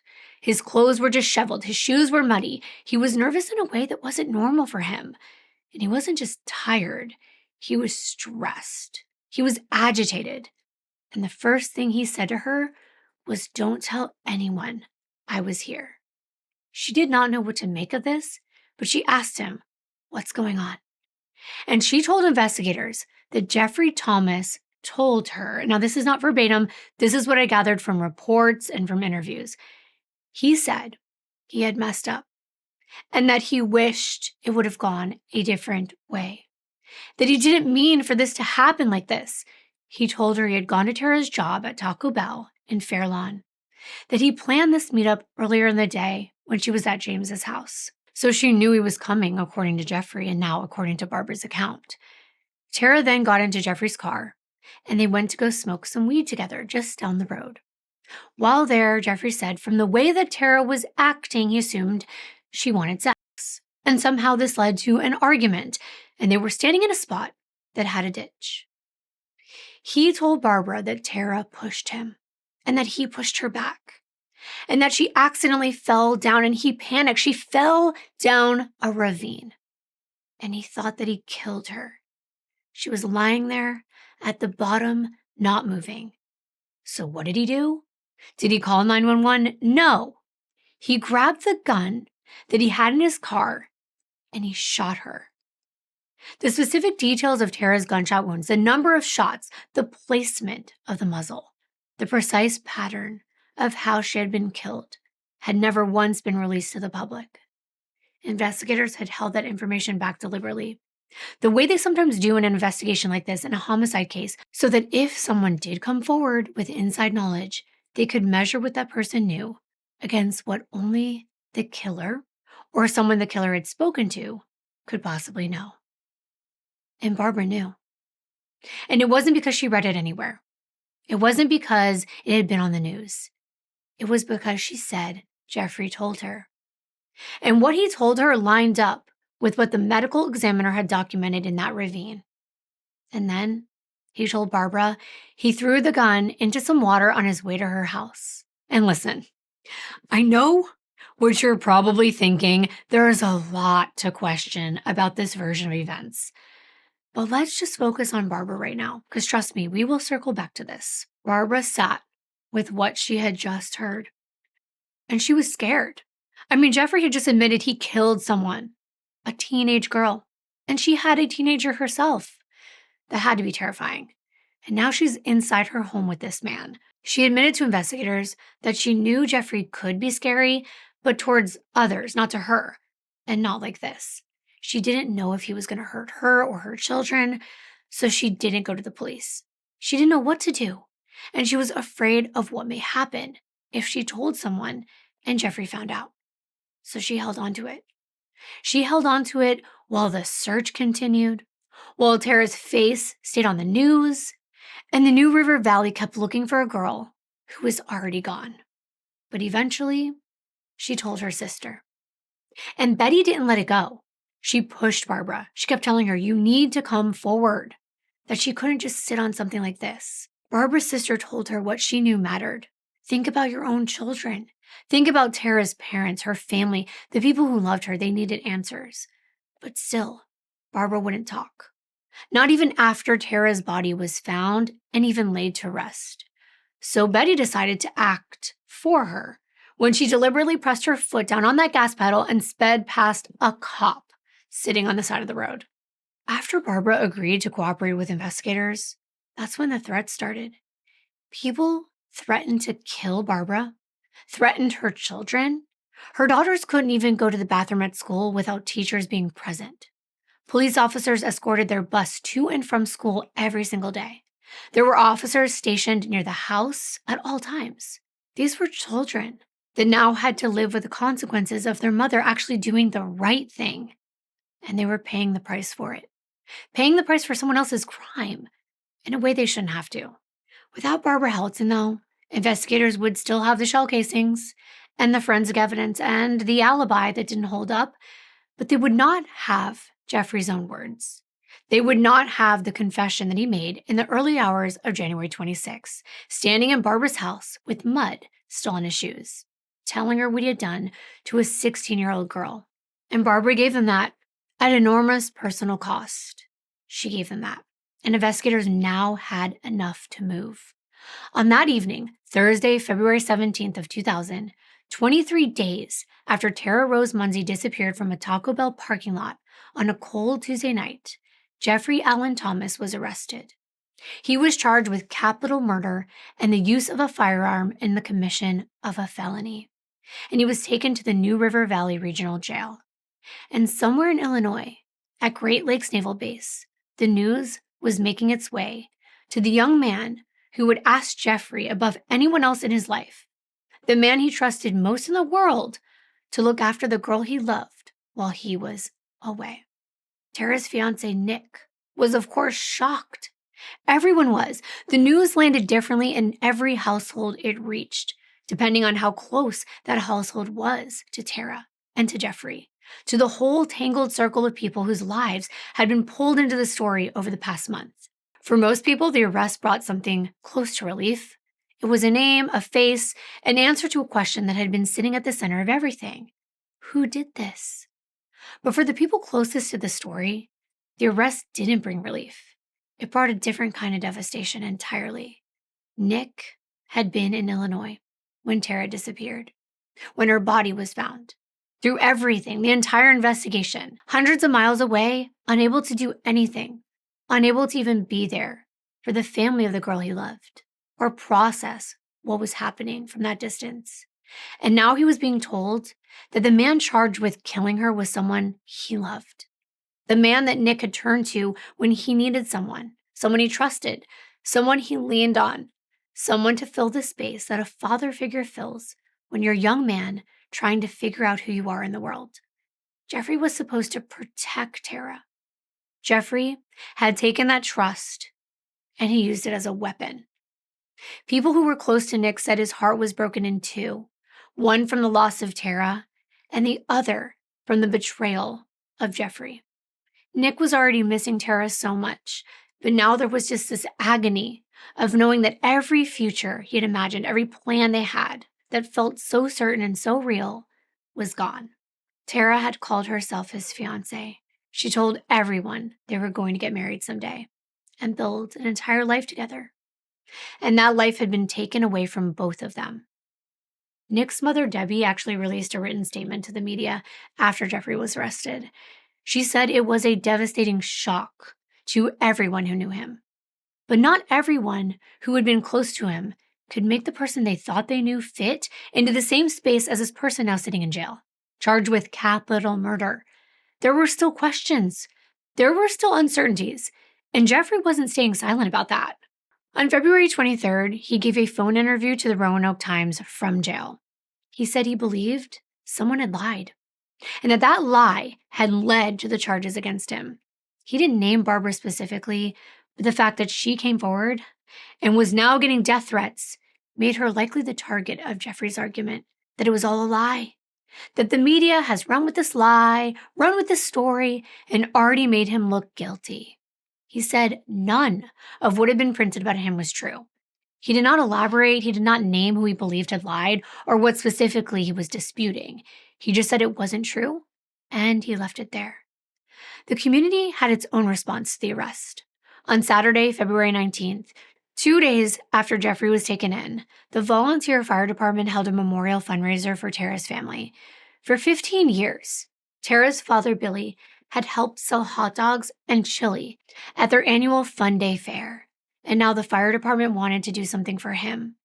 They held a catered meal, charged $5 a plate for food, which was donated by a local grocery store, and gave all the proceeds to the Munsey family. It was a small thing, but it meant so much. But now the arrest was made, the charges were filed, and the case was moving towards the courtroom, and Jeffrey Thomas was going to trial. Except he maintained he wasn't Tara's killer. And after his arrest, he told investigators that after leaving James's apartment that afternoon, he had lied about where he went. He followed Tara because, according to him, she wanted to buy marijuana from him. She stopped at the bank. She took out $5 from her savings account, which she used to pay for it. And I was thinking, so now we know why she stopped at the bank. He said he agreed to sell her more later on after her shift. Then Tara went to work, and Jeffrey just drove around for a while. He was unemployed. That was another thing that the investigators pointed out. He didn't have a job. He didn't have a place to live. But he said he came back to that parking lot and waited for Tara's shift to end, waited for her to clock out. And when she did, she got into his car to buy the stuff, and they left together to go smoke some. But here's the thing. Before he said any more, he had an attorney, and he never explained what happened after they left that parking lot. He did not explain how Tara ended up in the ravine along the New River, 8 miles away. He did not account for the hours between when she clocked out and when he appeared at Barbara's door at 6:30 the next morning with mud on his shoes. And he may have gone silent, but the evidence didn't. It told its own story. It doesn't have a conscience or an ego to protect. It's just science. And Patricia Taylor, a forensic scientist with the Virginia State Crime Lab in Roanoke, examined the biological evidence collected from Tara's clothing and her body. What she found was extensive. There was DNA consistent with Jeffrey's profile, appearing on the bottom sole of Tara's right shoe. It appeared in bloodstains on her clothing. It appeared in semen found on the front of Tara's underwear. And it appeared underneath Tara's fingernails, beneath the broken nails of a girl who had fought with everything she had left. That DNA was not in one place. It was not a single trace that could be explained away. It was threaded through the evidence the way a person gets threaded through a night they cannot escape. The DNA is present in the violence, in the struggle, in the places that told the story of what really happened between Jeffrey Thomas and Tara on the night of January 25th. And the prosecution would reveal all of that in detail to a jury of 12 just a year later in February of 2001. The Commonwealth's attorney, Mike Fleener, stood before that jury and told them from the outset, this case against Jeffrey Thomas was not built on any one single piece of evidence. It was built on many pieces, and when those pieces are viewed together, they told a clear and complete story. He told jurors that Jeffrey had started that day by actually stealing a bag of marijuana from a man in Parrott. From there, he made his way to James's apartment, where he called Tara. He invited her over, provided her and her friends with the marijuana, and when she left, he followed her car. He sold her more marijuana after she withdrew the $5 from her savings account. Then he let her go to work. And he drove around and came back to that parking lot and waited for her shift to end. When Tara walked out that one last time, Jeffrey was already there. He offered to sell her more marijuana, a reason to get her in the car with him. And it made complete sense. It would raise no red flags for Tara. It's someone she had known for years through the person she loved the most, Nick. Prosecutors believed Tara got in the car willingly, not because she was naive or careless, but because Jeffrey was not a stranger. He was practically family. And you don't guard yourself against family. But Jeffrey had other plans. They didn't just drive down the street to smoke. Jeffrey drove Tara miles away to a remote area near the railroad tracks in Parrott, off a service road by the stretch of river bottom and wooded ravine that locals knew and outsiders didn't. 8 miles from that parking lot and a world away from the busy road where Tara's car was sitting. Why? Many reasons. For one, no one would hear her scream. And there, prosecutors argued, Jeffrey made an advance toward this young woman that was half his age, and she refused him.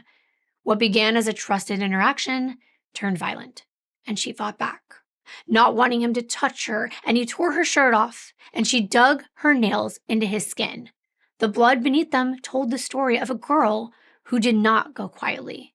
And when Tara was on her hands and knees on the ground trying to crawl away, Jeffrey grabbed that rifle, Kevin Williams' rifle that he left in his car weeks earlier, and shot her 4 times at close range, once in the chest, 3 times in the head.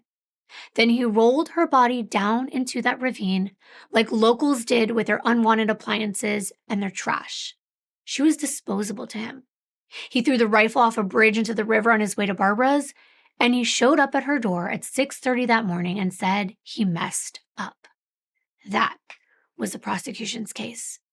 Jeffrey had 2 main defense attorneys, Mike Barber and Brian Sheed. The defense's broadest argument was that prosecutors were asking the jury to connect a series of uncertain pieces and treat the connection as certainty. They said that each piece of evidence had something that could be questioned. The shoe impression was partial and on an imperfect surface. Nike had distributed more than 840,000 pairs of Air Jordans nationwide since 1998. The tread pattern on that shoe impression was not rare enough to identify Jeffrey's shoes. They said the DNA was strong in some places, but complicated in others. And most of all, Barbara's account had inconsistencies itself. And the rifle, the most direct link, it was never found. Their argument was not that Jeffrey was innocent. It was that the state hadn't proven, beyond a reasonable doubt, that he did it. There were gaps between every piece of evidence, and those gaps were exactly where reasonable doubt lived. Kitty took the stand. She brought the jury back to the night that it all began. The fear that built as the hours passed, the discovery of her daughter's car, the food on the seat, the hat, the moment that she said she understood that something had happened to her daughter. And her testimony did not even need to be dramatic because the facts alone were dramatic enough. She told the truth, and that jury listened to every word.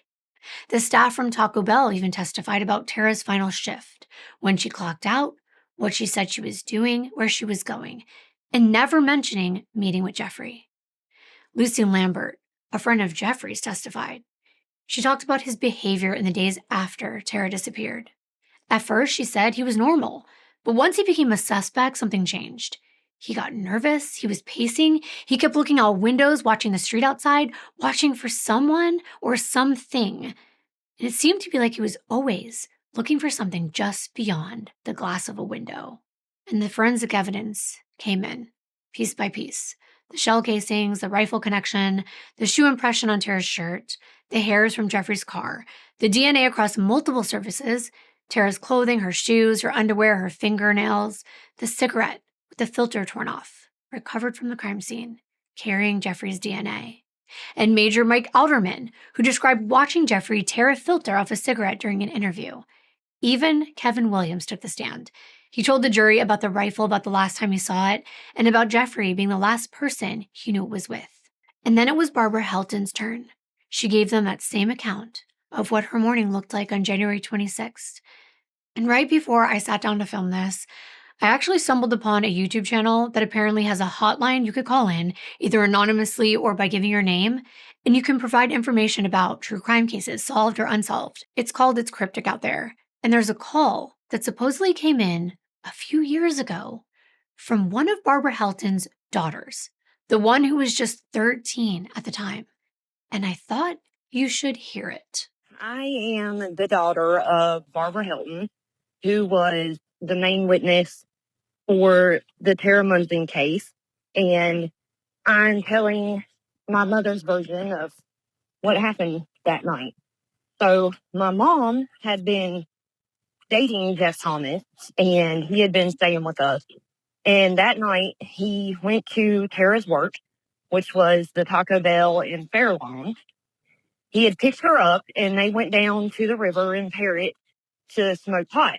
Well, he started making advances to Tara, and she told him no, and he tried to rape her, and she jumped out of the car and tried to run, and he pulled out a gun that he carried and made her get down on her knees and put her hands on the back of her head and shot her in the back of the head 3 times.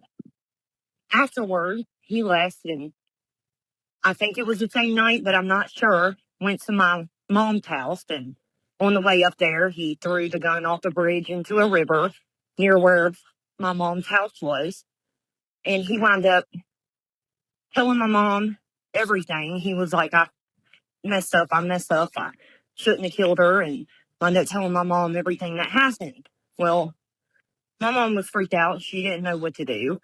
So she didn't want to go turn him in or anything like that. But she wound up telling one of my aunts. And my aunt kept arguing with her, telling her she needed to turn him in. And wound up taking my mom to a doctor's appointment one day. And there was a cop sitting on the side of the road. So my aunt purposely sped past the cop, so she got pulled over. And as soon as the cop walked up to the car, she looked at him and said, "What do you do if you know about a murder?" Well, the cop's like, "You need to follow me to the station now." And my mom wound up telling him everything. And she even agreed to testify against him. And it was because of my mom's statement that they were able to get a warrant for Jess Thomas's DNA. And they matched it to cigarette butts at the scene. And that's how they were able to arrest him. It is not something I will ever forget. I was 13 when it happened. And we had to sit there and have police officers escort our bus back and forth to school, me and my sister, because there were people threatening my mom and threatening me and my sister to kill us. And I couldn't even go to the bathroom without a teacher while I was at school. And There were police officers near my house at all times. So I do not know if that person truly is who she says she is, but it lines up to me and it sounds credible, especially when she's explaining what it was like to have police officers present in the aftermath just to get her to school. It's frightening. As she said, it's something she would never forget. So I do appreciate her calling into that hotline. I'll leave the link to that podcast below because they actually did a full interview with Tara's best friend, Sarah, as well. And speaking of Sarah, she always wondered something about Jeffrey, whether he had been at Tara's funeral, because he wasn't under arrest yet. He was still free. And Sarah said she wondered whether he stood in that line, whether he walked through those doors and looked at what he had done and stood there among the people who loved Tara. She never found out. It was just something that Sarah carried with her for years without an answer. And it is chilling to think about. But back to this trial. On the stand, Barbara said something else. That Jeffrey said he wouldn't have hurt Tara if she'd just have given him what he wanted. And I thought that was just sick. But the defense cross-examined Barbara hard. They pointed out she had given police 3 separate statements, and they argued those statements contained conflicting information. They pressed her on details she couldn't remember, on the inconsistencies between one version and the other, on every place where her account shifted even a little bit. They wanted the jury to see those gaps, to see the places where Barbara's story didn't hold up perfectly under pressure. Barbara held up through most of it, but at some point during this cross-examination, she broke. She became visibly upset. She started crying. She even was muttering to herself. And then she stood up, she walked towards the nearest exit, and she reached for the door, and then she turned back to face the courtroom, and she said, "Now I know why people don't come forward." Wow. It was quite the scene. The judge had to call a 15-minute recess, and when it was over, Barbara composed herself. She got on the stand and she kept going. When the defense pressed her again on all the inconsistencies in her statements, she said she couldn't be expected to remember every detail of a conversation she had that happened more than a year earlier. But she held on to one thing that she thought mattered most. What Jeffrey had told her that morning was the truth. She was telling them the truth about what he said he had done. The defense's argument was not that every piece of evidence meant nothing. It was just that the state was stretching those pieces further than the science and the testimony actually supported. That those gaps between the pieces were exactly where reasonable doubt could be found, and they had to find Jeffrey guilty beyond a reasonable doubt. The jury heard all of it, every piece of evidence, every witness, every argument for both sides, and then they deliberated for 2.5 hours. And when they came back, Jeffrey Thomas sat frozen as the verdict was read. Guilty. Guilty of capital murder and guilty of attempted rape. Guilty of the use of a firearm in the commission of a murder. His sister Lisa collapsed in tears. The penalty phase came next. And that was when something happened in that courtroom that nobody who was there would ever forget. Nick took the stand. He looked Jeffrey right in the eye and spoke to him directly. He said, "You betrayed me. I trusted you more than anybody. I trusted you more than anyone in the world. I asked you to look after her when I left to go into the Navy. And this is what you did." The jury was now left to decide what sentence they would recommend for Jeffrey, life or death. And that is when Kitty stood up. And she did something that shocked nearly everyone in that courtroom. She pleaded for Jeffrey's life. She pleaded through tears for the jury not to give Jeffrey death. She said that since Tara's murder, she had learned how precious every single moment of life was. She told Jeffrey directly that she forgave him. She said she hoped he would eventually be able to forgive himself. She told him she could see that he was hurting very much. And she said that, like all people, she believed he deserved to be treated with love and with respect.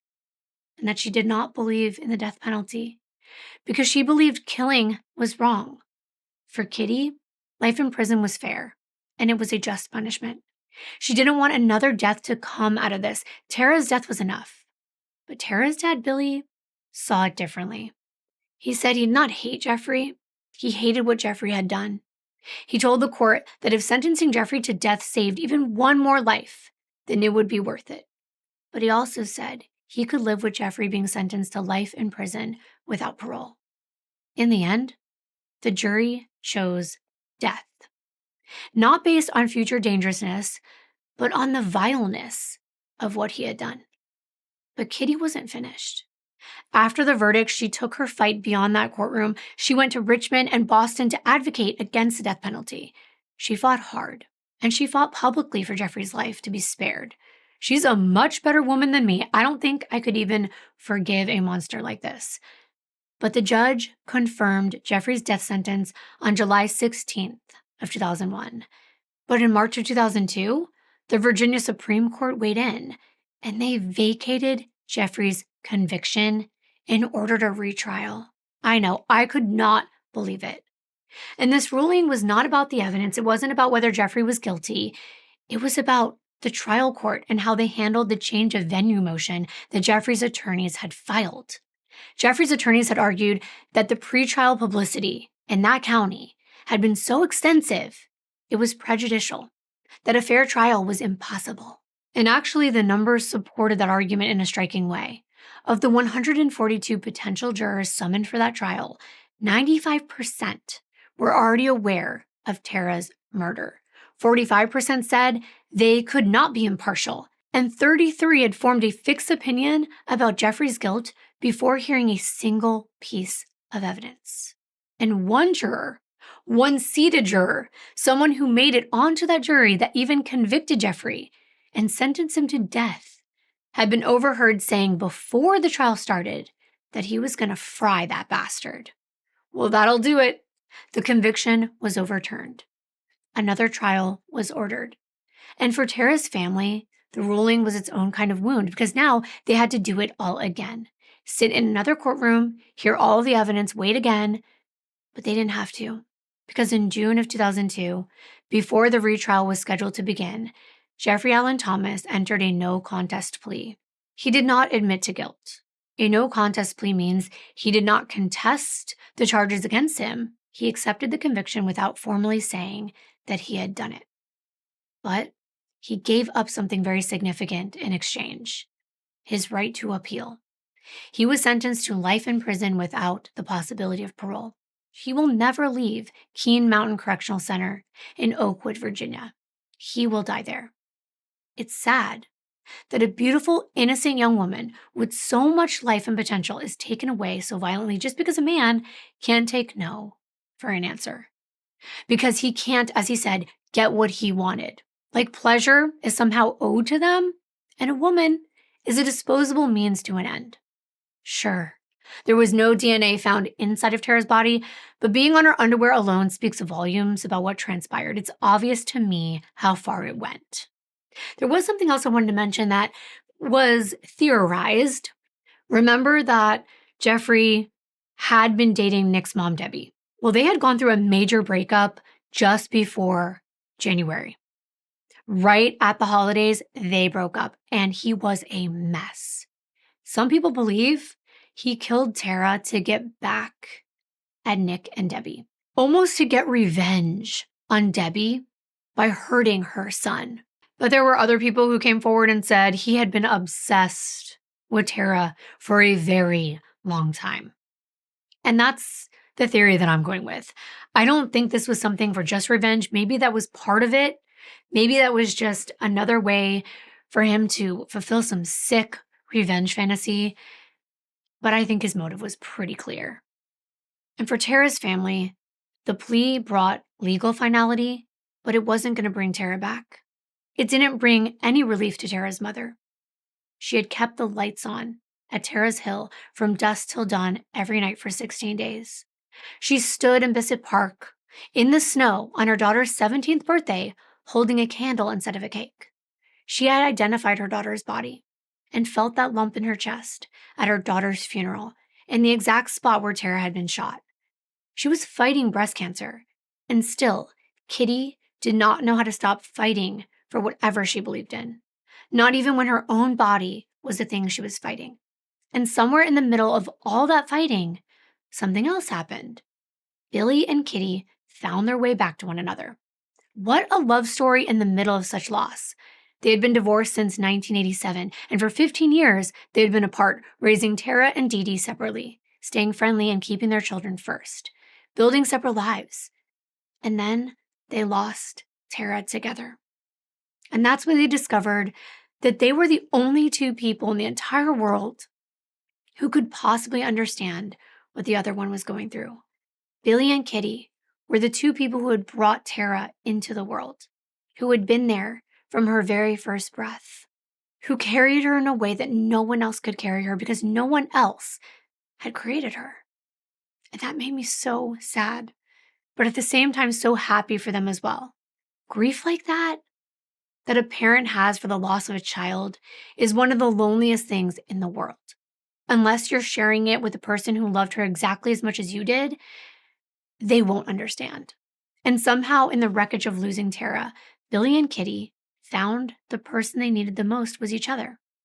And Dee Dee had said that Tara had always bothered her parents about getting back together for years. She pushed for it. She could still picture their family becoming whole again. She wanted her parents together. She wanted that more than she ever stopped wanting it. And in the end, Dee Dee believed that Tara made it happen. Not the way she would have chosen, but she made it happen. Billy and Kitty remarried in 2005. But even though Kitty had fought so hard, even against Jeffrey's death sentence, she was given a death sentence of her own. She barely had a year left to enjoy with Billy because cancer took her life on June 21st of 2006. Coincidentally, June 21st is just a few days away from when I'm recording this. And I never have the right words. I'm not sure that the right words even exist, but I'll always do my best to honor someone's memory and the memory of her precious daughter. They're now back together, buried in the same cemetery. Dee Dee lost his sister, the person who had been there from the beginning. He has a family of his own now, but he said it's not the same as having Tara.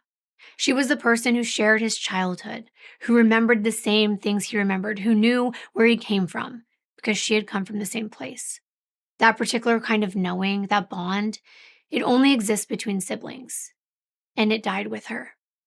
And then there was the fire. On February 7th of 2013, the house at 185 Bain Road, Bill's home, burned in an electrical fire. Just 5 days after what would have been Tara's 30th birthday, 3 days before the 13th anniversary of the morning that Greg had walked into those woods and found Tara in that ravine. The fire took nearly everything. And among the things it took were almost all of the photos of Tara. And that is just true cruel. This family suffered so much. And I'm so, so sorry. And I want to thank all of you for being here for Tara's story. I will see you in my very next video.